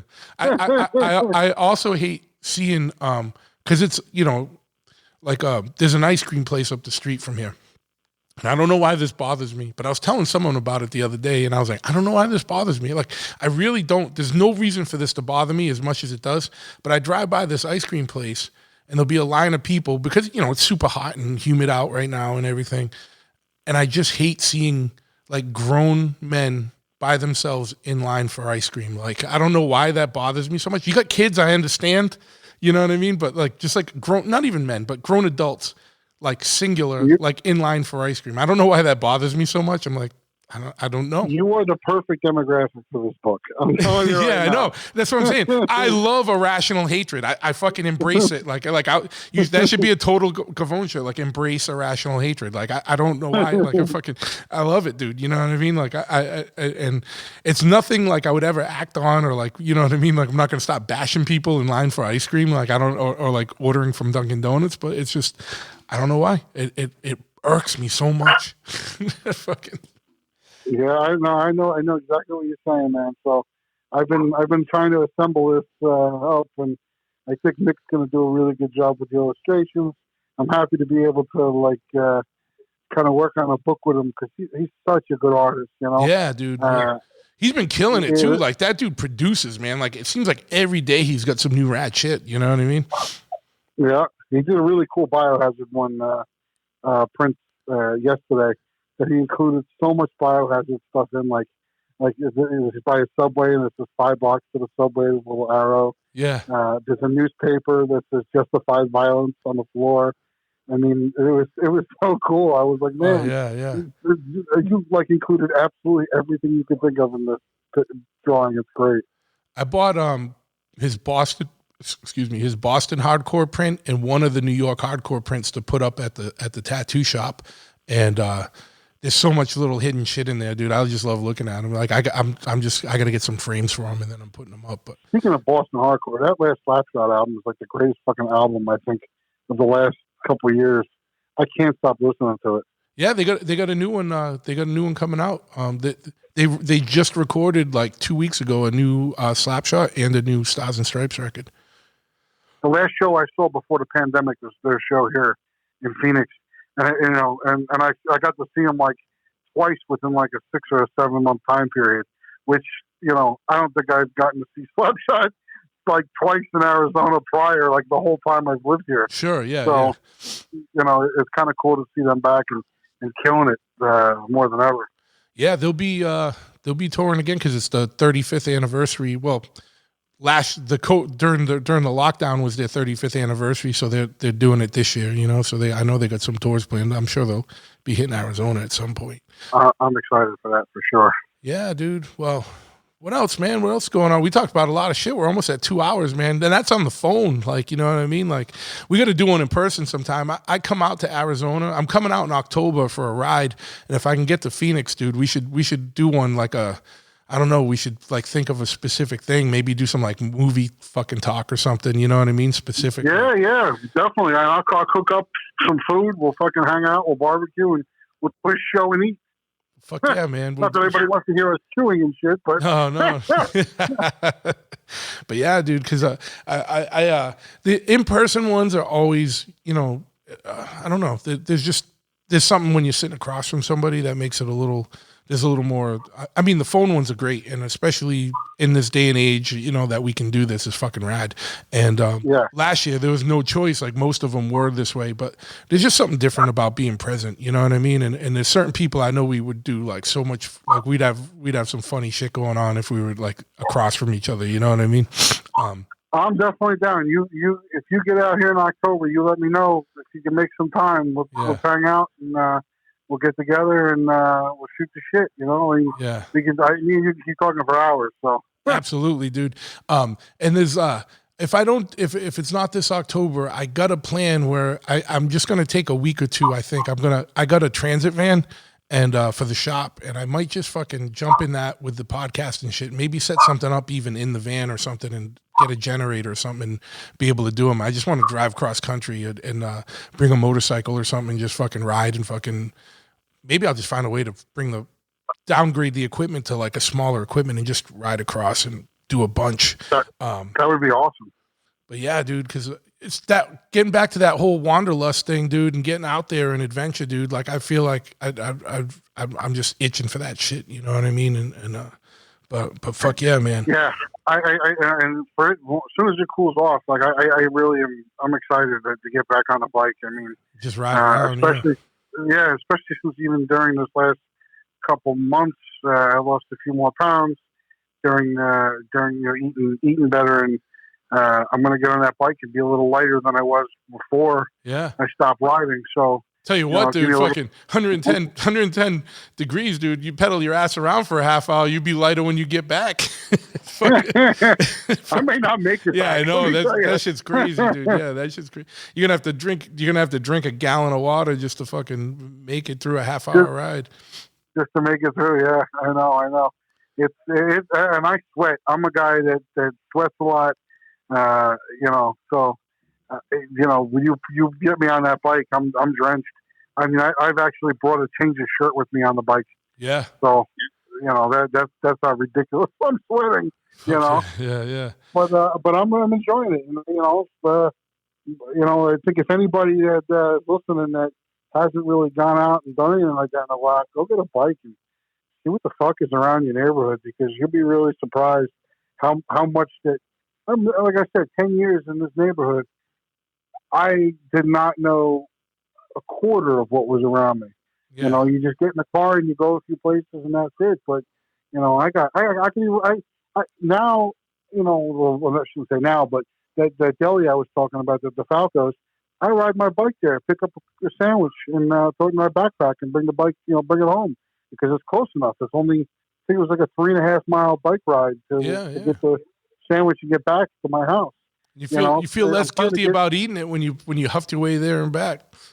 Yeah, I'm trying to get into that mindset. If I'm going to eat this, I need to work it off a little bit, because believe me, the older we're getting, it's staying on. It's not going the way as I'd like it to. Yeah.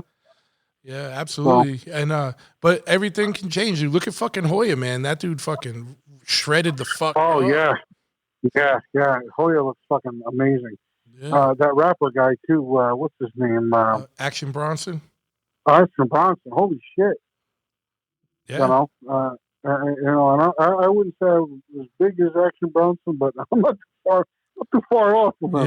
Yeah. So I mean, I see that belly, and I know the struggle. You know what I'm saying? My thing is, I've been concentrating on lifting heavy the last couple years, and it's cool because I get like defined shoulders and defined like chest and stuff, but I still got a big gut. And so I started I had hand surgery the other day, and so I can't lift heavy for the next couple weeks. So I've been doing way more like cardio and just like body weight and leg stuff and whatever. And I was like, fuck, dude, I need to be really integrating more cardio into my fucking exercise routine, man, because it fucking kills you, dude. But especially in this heat, like even in an air conditioned gym, it fucking sucks right now, man. I can't wait for fall when shit's crispy. You know what I mean? And fucking and way more. I noticed a lot more strength in my legs. From pedaling around, absolutely, dude. And that's really what my weak spot is, because I'm carrying around all the weight, so to put that little bit more muscle into my legs was helping me get around. It's going to help your knees. It's going to help everything. Yep. So I gotta get back with it and keep eating fucking beans, and I like the Beyond Meat burgers. Are not bad. I embraced tahini sauce, and I've been using that. I like cauliflower with tahini sauce. And I can't believe that I could eat that for a meal and that would be my dinner.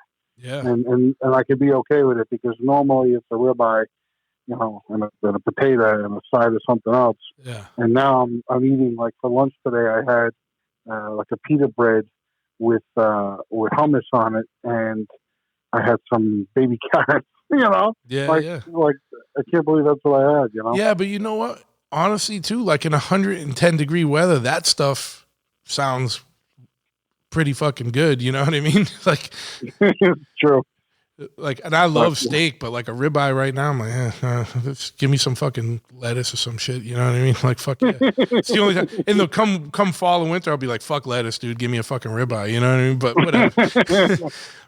But dude, where can I know totalgavone.com is your website. Like, where can people find you? What other website or social medias do you got so that people could find out more information about what you're going on? Because you got a shitload of stuff going on. I love that, man. I love people that got their hands in a lot of different shit. It's so interesting.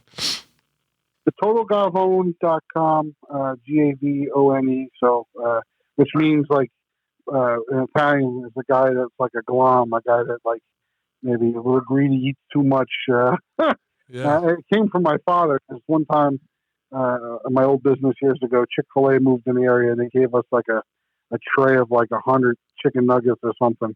And I kept telling my father was there for the day, and I'm like, hey, I got all these chicken nuggets. Me and the guys are eating them. If you want some, come on in and get some. He's like, yeah, I get some in a little bit. Yeah, I get some in a little bit.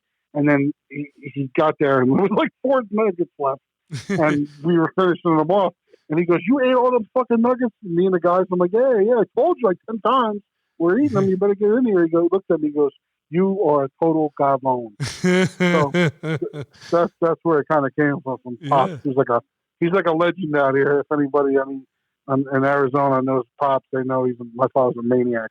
He's like the last of the fucking real tough guys, like old school guys. Yeah, but yeah, that, and I got an Instagram for it. I got my own Instagram, Danny Marianino, on there, and then I got the Facebook for Total Gavone as well, which I don't post as much on, but I'm doing a lot of different stuff. I worked on Kickstarter for a comic book that just came out called Gorgon, and my friend, him and his guys, they do the writing and drawing on it, but I do these like kind of articles in the back of his books.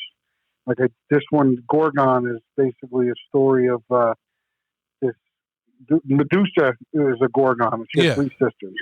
It's the history of it. Basically, one of the sisters was found in South America, and she has a venom that's like a highly addictive drug. And these drug lords in Colombia found her, and they're trying to harvest the venom to turn it into like this new drug. It takes place in the 80s, this comic book.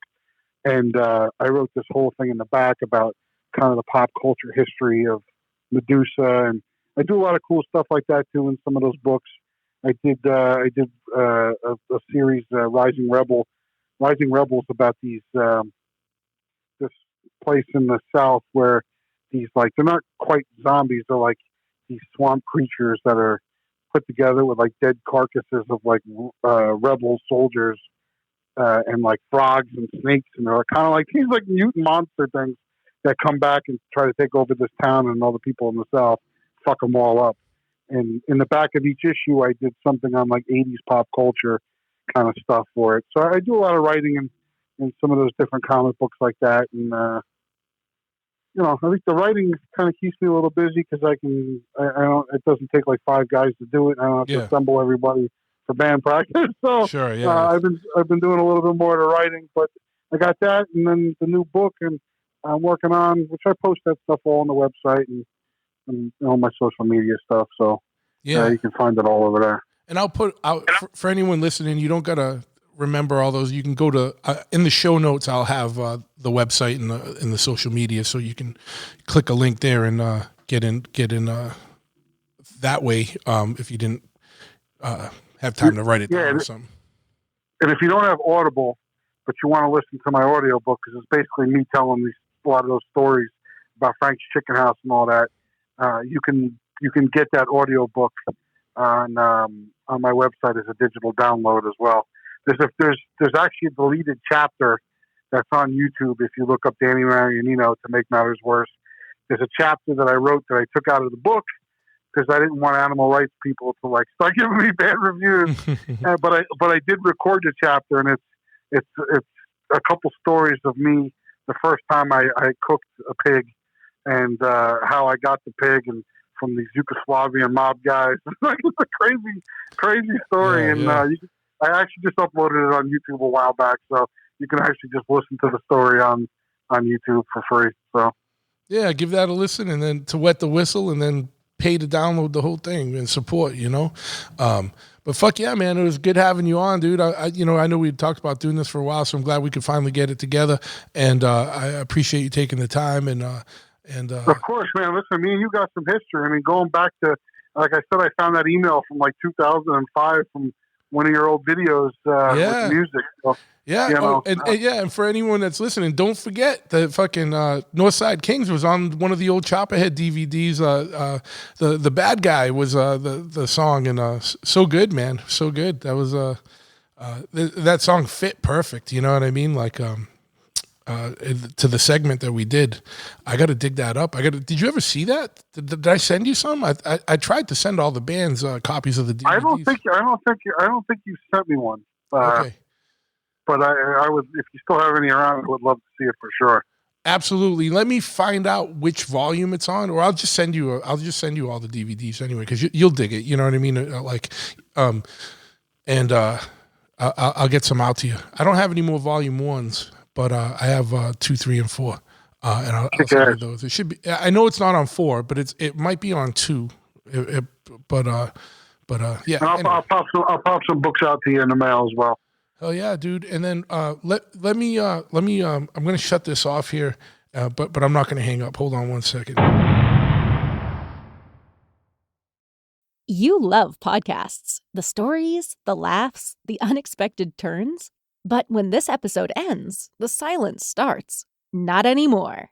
Audiobooks.com turns that silence into your next great adventure. With over 450,000 titles, from bestsellers to hidden gems, your love for listening just found its new best friend. And because you already know the joy of audio, we're giving you 3 free audiobooks to start your journey. Imagine your favorite podcast, now with unlimited episodes. That's audiobooks.com. Keep the story going. Sign up for your free trial at audiobooks.com/podcastfree today. Because for podcast lovers like you, the end of an episode is just the beginning. That's audiobooks.com/podcastfree.